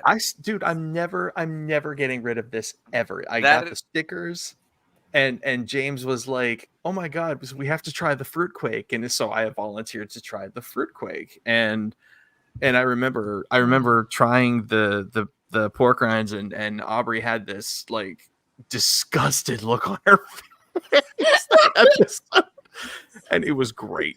Oh my god, it was great. And matter of fact, everybody in the house enjoyed them. So, but yeah, that's a Christmas memory There you because it was There about you this time go. last year we did Yeah. that. Yeah, that was on the we drank that on the 100th episode. Yeah, Yes, we there did. we go. It Yeah. happened to be in December. Right. Nice. Yes. Yay. Well, I So, mean, before this- we gotta move. Yeah, we gotta move on. This through, will but- live on We really until I gotta- get another one. There And you go. New Christmas tradition. Every Christmas during the Christmas episode, you take one sip. Oh God. No. No. That soda We probably already has almost lost mold. him once this year. We don't need to do that. Yeah, that soda probably has all the mold in it. So Yeah, don't. No. It Please looks don't. perfectly preserved. You know what? Yeah. No. that says a No. lot about No. it. Okay, guys, we No. do got to move on. So let's Well, get into the yeah, I just gotta trivia. say one other Christmas tradition. Yeah, that we're yeah, doing yeah. a second one this year. The Forest Frey and Graveyard Holiday Christmas Horror Game. That's right. Friday. Friday. Friday. I think we should do it every year, hands down. There we go. Oh wait, hold on. I'm going yay like I don't have a. All right. All right, guys. So let's get into this trivia. Yeah. All right, what are we gonna win? What are Okay. we gonna win? Because I feel like I need to know what I'm gonna win. All What am I right. gonna win? So here's what you will win. Okay, so here it is. Here's the description. Frey asked 10 Christmas movie and TV show questions. So there are 10 possible points to be awarded. Okay, we're gonna eliminate Phil. That Halloween toy, you're out of here with that. All right. It farts. And you will win the title of Office Christmas Party Champ. That is it. You can put it in your thing all year. Cream And then if- rises. And knowing that this will be an amazing Fantastico special, we will do this next year. And then you will get the opportunity to, I don't know, what is it? Defend your title. That's it. Okay. And or steal Okay. it from the person. I heard who we so needed a rudely we took need a it from championship belt made, a custom championship belt made. That is good. We need title cards. Done. Okay, Make there it you go. happen. Okay, All right. let's do it. Great. Okay, so these are just Christmas movie. It's the Christmas movies and TV questions. Okay, that's it. We're not like it's not anything special. I'm not trying to like. Don't overthink it. Go with your gut. How do we buzz in to answer? So here's what I think we should do. We're going to do 1 to 5. Okay. Like 1 through 5. And I'm going to say, like, I'm going to think of a number. I guess we'll do this. I'm going to think of a number and 1 through 5. So, or 1, 2, 5. I don't know. Anyway. Yeah. So between 1 and 5. Does this make sense? Can you hear me? Yes. Yeah. Okay. We pick a All number. right. I've got the number. Okay. 4, just to mess with 4s. I picked 4. 5. 1. 3. 5, 3, That means Phil gets 2. We can't hear Phil. 2. Yeah. So Phil wins because it was 2. I can't believe you guys. Like, I was like, somebody's gonna get it. Somebody's gonna get it. You guys picked every number except that. I was like, God damn it! All right. I He's can't muted. believe Phil. He didn't say it. He didn't say it. So I'm going to say 2. 2. Now I win. I didn't realize I was on mute. No, because I have a mute on my mic itself. Oh no. So no, yeah, I was saying I win by default. Yay. Yes. So you get the first Hold on. question. What?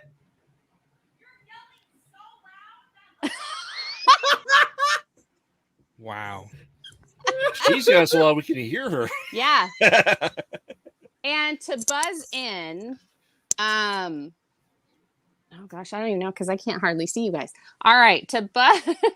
I didn't think about that. How So we say Phil our will name? get the first. How about this? Yeah, say your name.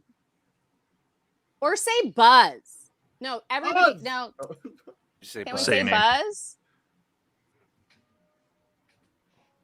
Ding. Just say your name.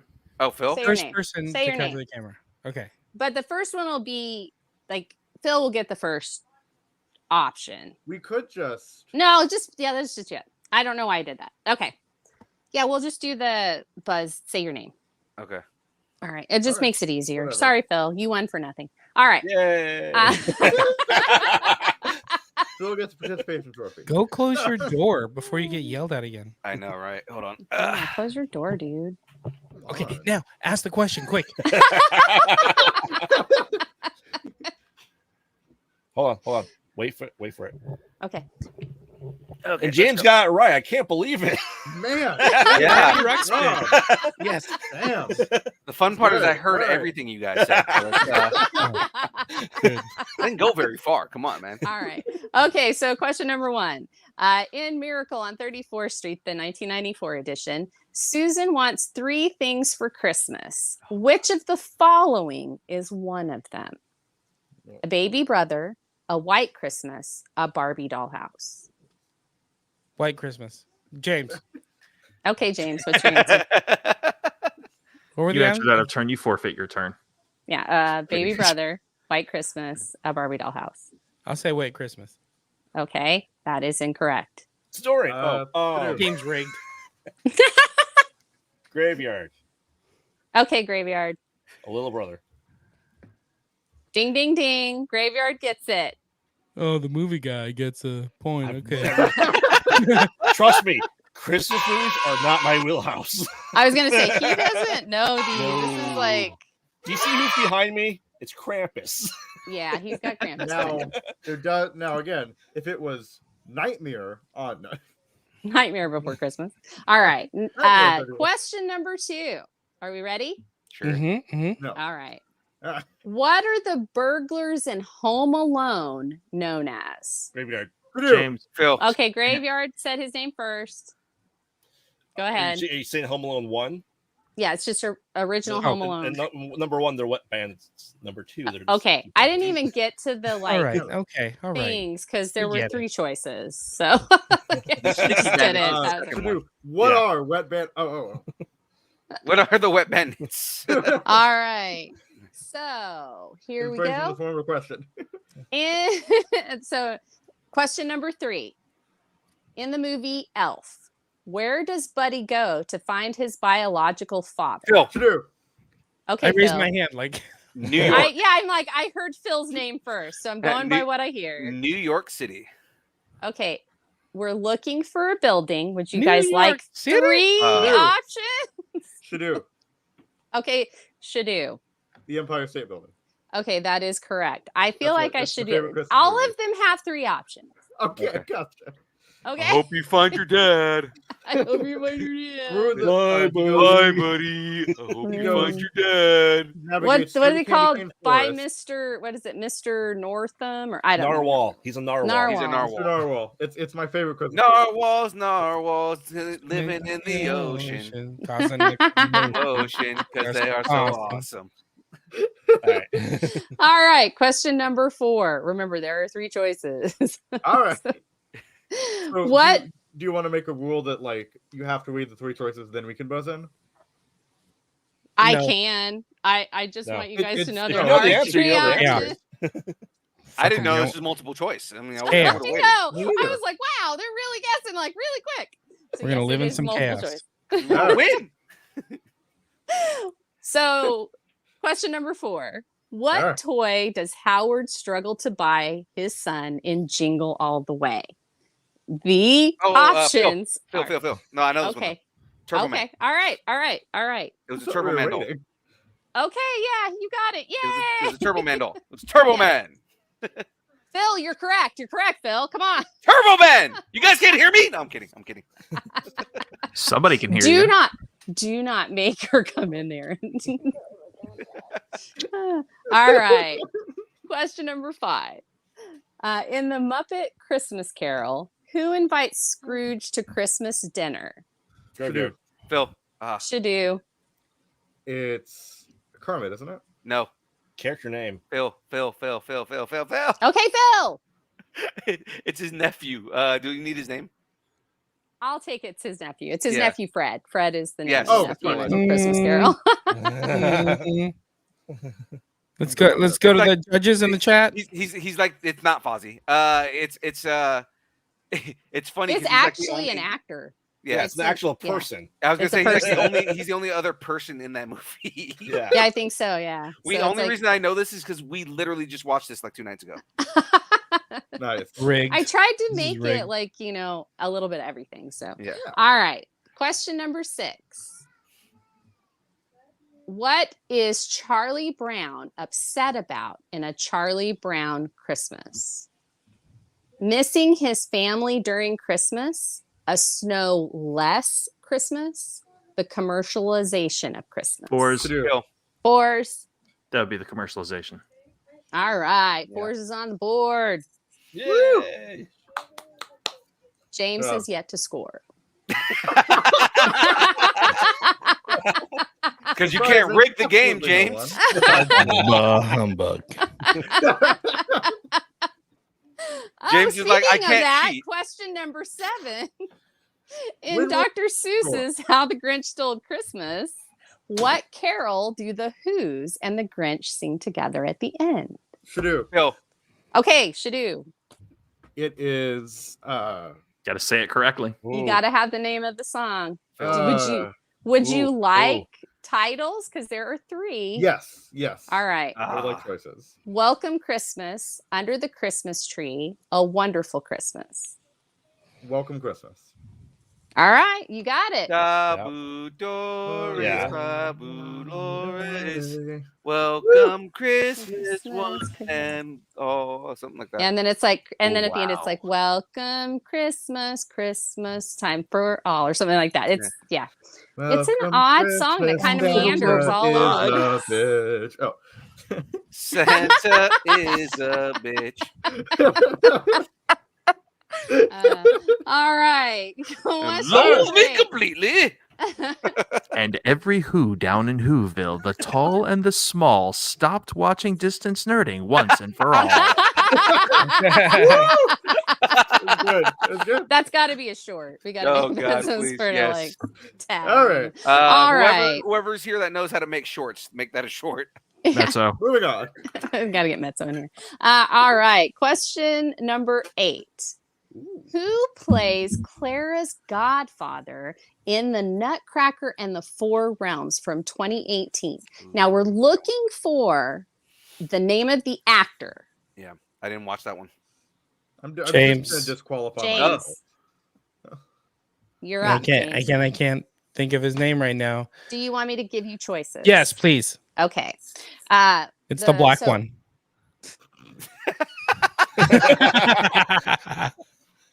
All But right. please. The choices are Morgan Freeman, Samuel Oh. L. Jackson, and Lawrence Fishburne. Oh, let's all go of mine. with Morgan Freeman. Morgan Freeman. You are correct. Morgan Freeman. Morgan Finally, Freeman. Morgan James Freeman, has scored. Morgan Freeman. I should put Freeman. bonus points. Morgan Freeman. Morgan Freeman. No. That was the one time that I was in a Christmas movie. And he Titty wasn't playing God. sprinkles. All Titty right. sprinkles. Okay. 2 I questions love left. me some titty You sprinkles. guys want to know? Everybody could actually take this. Yeah. Because Phil has 2 points, James has 1 point, Shadu has 2 points, Fours has 1 point, and Graveyard has 2 points. So it's anyone's game. We have 2 questions left. All right. Mhm. All right. So this is question number 9. In Spirited James. from 2022. Yes, James, what's your answer? I'm waiting for the multiple choice. Oh, you I'm just are? kidding. now. I'm just He's kidding. like Ryan Reynolds. Okay, in Spirited 2022, what phrase meant screw you to Will Ferrell's Ghost of Christmas Graveyard. Present? Graveyard. Graveyard. Good day. Okay, that is incorrect. But that is one of the choices. So now it's a 50-50 for everybody else. All right. The other 2 are Good Afternoon or Good Goose. Phil. James. Okay, Phil. I heard Phil first. Same again. Good Afternoon or Good Good Goose. Afternoon. Good afternoon. Okay, That's there it, we go. Phil gets another point. Thank All you, right. Graveyard. I appreciate it. Actually, everyone else gets to go. Like, I want the multiple choice. You answered I before know. you. I was like, "Kid, you want the multiple choice?" I know. Holt Thunder. All right. Final question, and this one, I think you guys are going to really like, and I'm so glad I made this the last question. Okay. All right. 10th and final question. much In is it Die for? Hard, Oh no. what iconic phrase does Bruce Willis's John McClane James. say to Alan Rickman's Hans Gruber? Should I'm James. going to give you James. all of the James. things before I James. acknowledge James. James. All right. It's The not first one Yippee-ki-yay, is- motherfucker. Now I have Not a that. machine gun. Ho, ho, ho. The second one is from up here, it doesn't look like you're in charge of jack shit. And the third one is yippee-ki-yay, motherfucker. Shadu. Phil. Let's do. I don't know. I No, kinda wanna James- give it to James said he had it. said Give James. James. Yeah. So let's give James the first go. For once in my life, I'm gonna listen to Tater in the chat, and I'm gonna say the answer is yippee ki motherfucker. Nope. Thanks, Yay! Tater. Winner. Actually, it was Santa is a. Santa is a motherfucker. All right. Well, Phil wins by 1 point, everybody. Thank you guys so Yay. much. Job, It was so Phil. much fun. I hope you guys had fun too. I tried to make them not super hard and not super easy. So it I was noticed hard. this distinct lack of horror questions.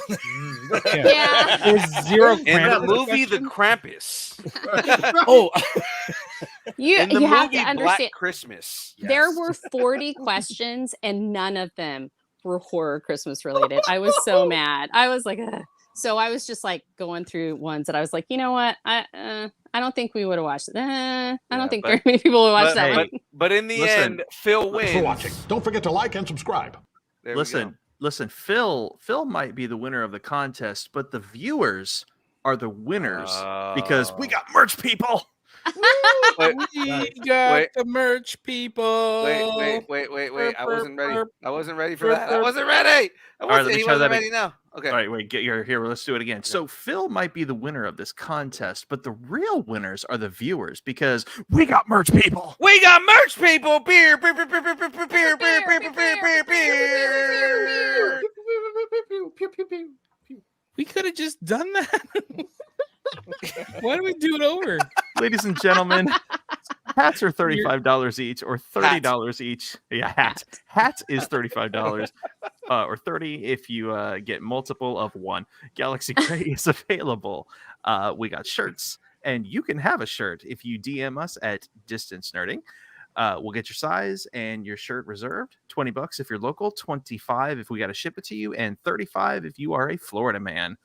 And also, guys, be sure to check out the amazing, wonderful, and oh so delectable Lucharillas.com for the Distance Nerdarilla t-shirt. It is super badass, and you really should own one. They have those bump boxes too, which Or I own swear 3. are not for cocaine. Own 3 shirts. That's fine. They're for Debbie. Yeah, absolutely are for Debbie. I would have drank Debbie tonight, but You needed it earlier. I've had whiskey, so Yeah, not a good same diff. combination. They just cancel each other out. The more W you have, which is an upper, and whiskey's a downer, it just levels out. Exactly. There you go. Exactly what I wanted to hear. We need a All Distance right. Nerding Roshi Funko shirt. Yeah, That would be so cute. That would be good, man. I like So let's talk schedules, ladies and gentlemen. On Monday, It we've is got the Christmas. game. Oh, hold on. What's going on? It's Christmas time. Are we doing? What are we doing? Do we have What? regular scheduled programs? That's exactly what I know. was going to talk about right now. We'll talk about it.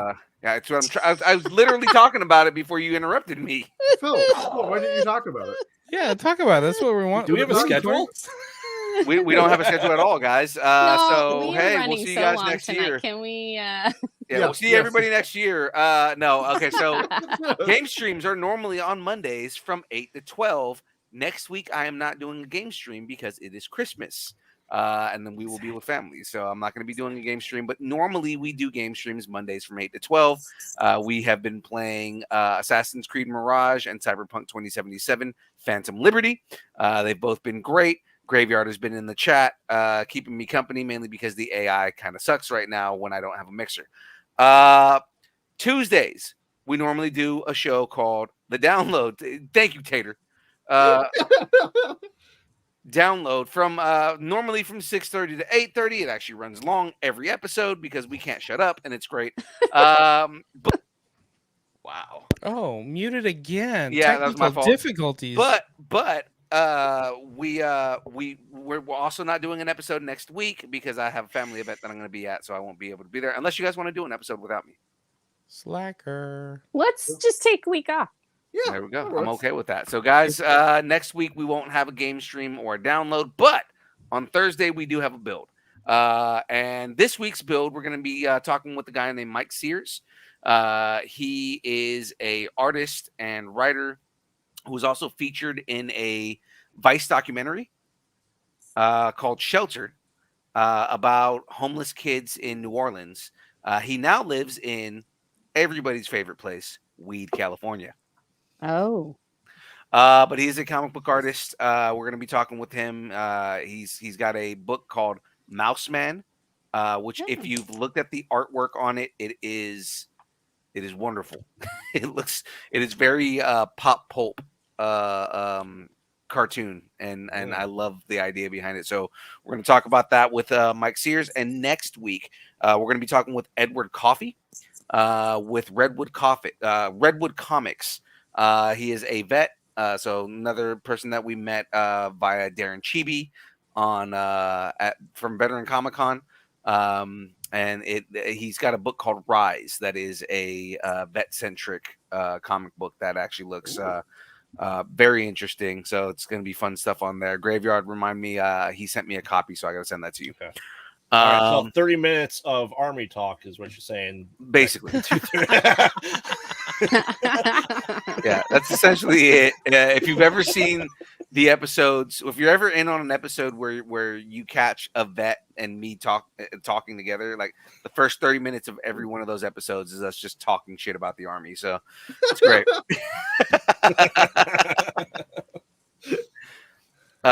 So that's it for we are going to be doing a build this week and a build next week.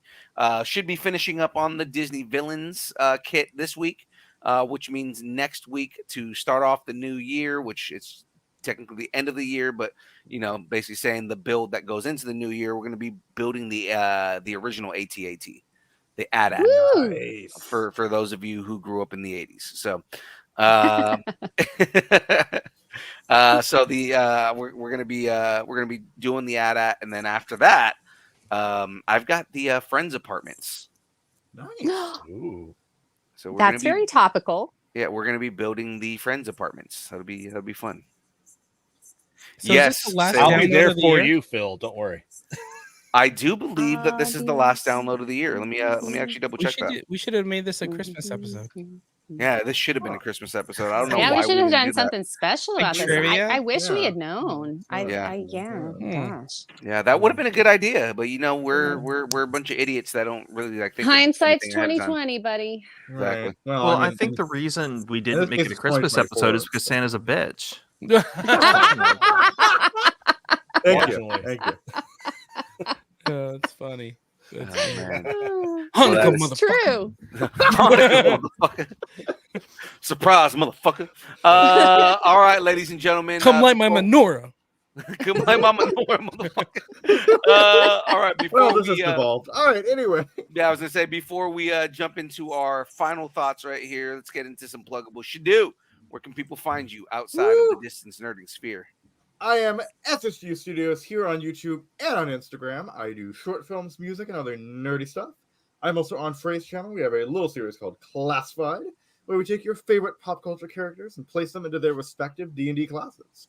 You also have a companion series called Journal of the Classes, where we will go through each of the D&D classes and their subclasses. We will not have a new episode coming out on Friday for obvious reasons. I think our next episode will probably actually be in January. And I believe it will be a classified, but we will see. So, yeah. I'm also in the Distance Nerding Sphere, as you can see. I'm on the Download on Tuesdays, the show you're watching right now. The Build on Thursdays. And I am on Kyber Cave for the Saturday Morning Nerd Out. And now for the New Order. So. There we go. Melakaliki Maka is a place to say. He's wearing a Hawaiian shirt. Okay. Shafrey. Shafrey. Shafrey. Shafrey. Kahai. I am Frey. And yeah, so what Shadoo said is true. I can't confirm. I can't confirm. I approve that message. I am also, besides being here on Tuesdays, I am also on Kyber Cave on Thursdays for ladies / Queens night, and on ladies night, and we're feeling right. Oh, what a night! Don't even start with me. Okay, and. And then on Friday, we're doing our Christmas special horror game, and I get to do it with my favorite two birds in the chair. Woo! And then on Saturday, we do not have a Saturday morning nerd out, but I am usually there when we are having a Saturday morning nerd out. So yeah, that's me. I'm on Discord, so if you guys want to say hi, I do occasionally drop by and say hi. You can follow me on all of my social medias. Apparently, my dog is sort of famous on TikTok. She has 900 followers right now, and I don't know why, but she's a corgi. So yeah, right? Go follow Galagogi on on TikTok, because that's apparently she's the it corgi. So that's me. You mean the if corgi? Oh. The if. Me. Maybe you guys can interview her on the build sometime. Absolutely, that sounds like a good idea. We should definitely book her onto the show. Yes. Force. All right, well, ladies and gentlemen, I am the one and only Force FX Saber Sound Designs, but who knows for how much longer? Listen, since we are at the final download of the year, I'm going to go ahead and announce some major changes happening. So, in the beginning of the year, there will be new sound fonts being uploaded to SaberFont. You can go to saberfont.com if you own a lightsaber from, say, I don't know, Kyber Cave, Vader's Vault, Custom Dark Wolf Sabers, or wherever convention you get your lightsabers from. There will be new sound fonts uploaded by your favorite beards in the chair. In addition, starting in January, I will be starting my services in voiceover. So I will be giving you guys links and lists of sites where you can find me if you are going to need voiceover work, e-learning, commercial stuff, whatever you need.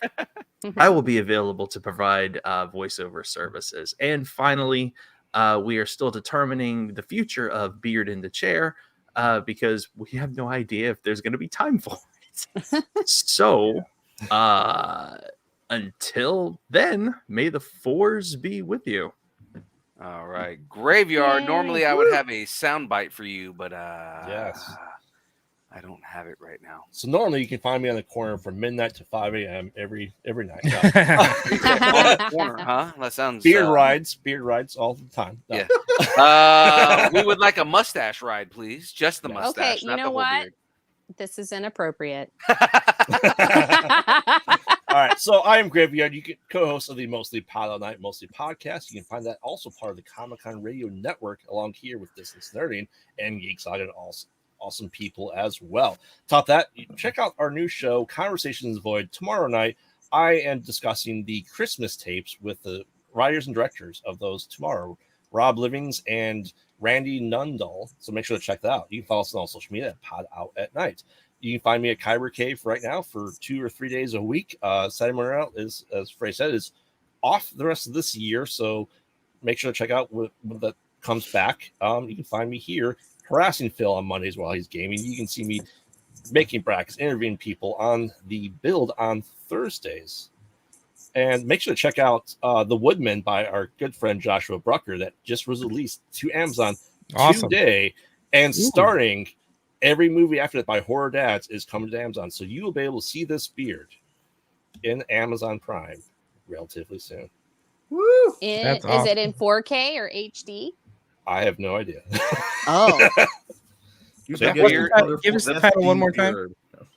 The Woodman is the one I'm not in, but Split Screen, which is done by Dylan Brown and Joshua Brucker, is coming out to Amazon probably this month. So make sure to check that out. And all new stuff coming in 2024 from this beard.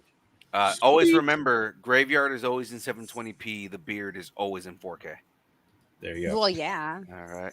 Jamez. Oh, wait. He has those pluggables. Let's go.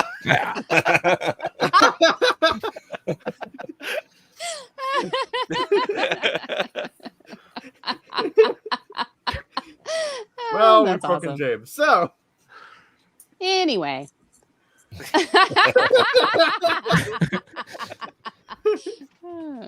You know where to gag find for the me. audio listeners. You know, it's really good. I got the Yeah, laughs. I got the laughs. He's picking his nose. Everything at Distance Nerding. Okay, yeah. He gave us all the pluggables. All right. You're welcome. there you go. It's your line. I'm done with. Oh, I got to do stuff. I'm not used to giving pluggables. Have something you want to discuss? Tell us what you're nerding out on. Make sure to let us know in the Facebook group, the Distance Nerding 10 Post. That's Distance Nerding 10 Post, not Nerding 10. Although we should have a code called Nerding Ton, which would be kind of cool. That There you would go. be fun. Ladies and gentlemen, if you want to help us out and you want to donate to us, give us a tip in the tip jar, you just want to be somebody cool, all you gotta do is go over to distancelearning.com, click on that button right at the top and buy us a taco. Ladies and gentlemen, you can buy us a taco. All you gotta do, like I said, hit that button, buy us a taco. You can give us just a tip, and that helps us continue to It's the Christmas season. It's the giving, giving season. Yeah, it helps us get bigger and better prizes for everybody out there. Helps us do more events and do more fun stuff with everybody else out there in the community.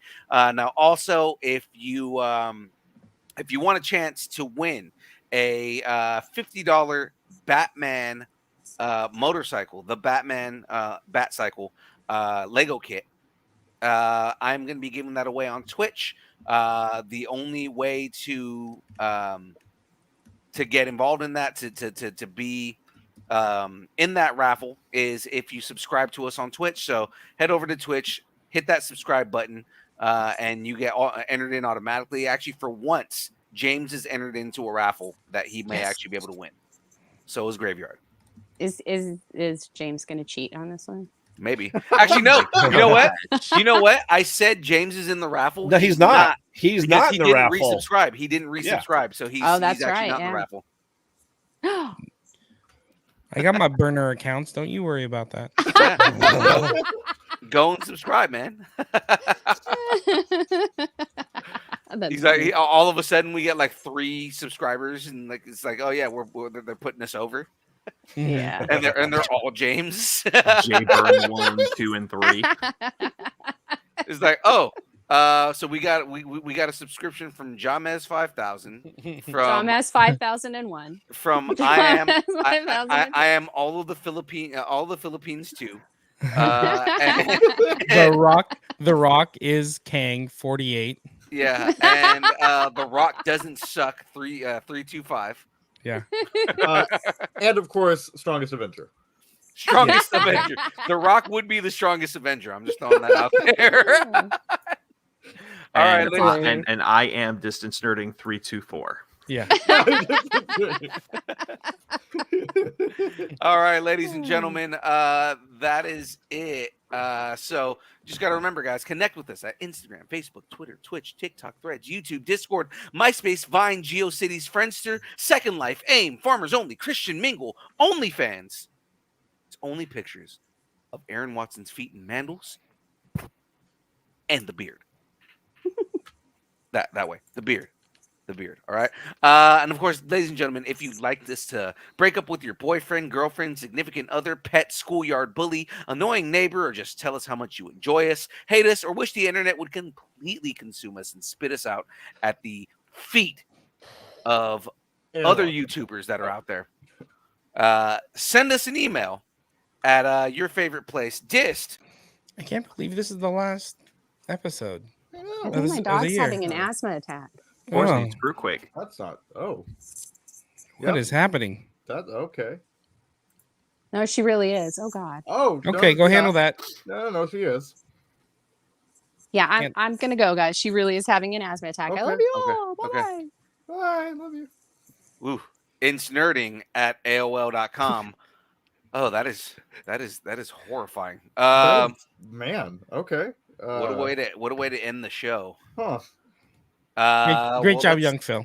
Yeah, let's get to this dance party, guys, All right. and get it going. So let me find the music, and let's get going.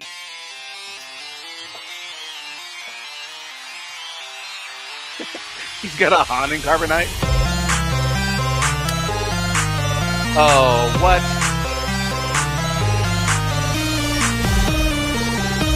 Oh.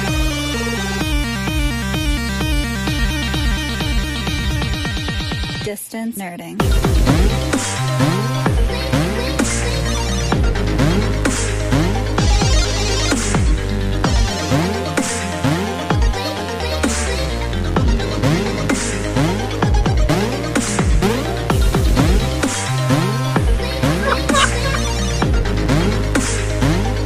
Did that Mario just blink? Yep. Oh, It's me, Mario. like when Crazy Dolls blink on camera.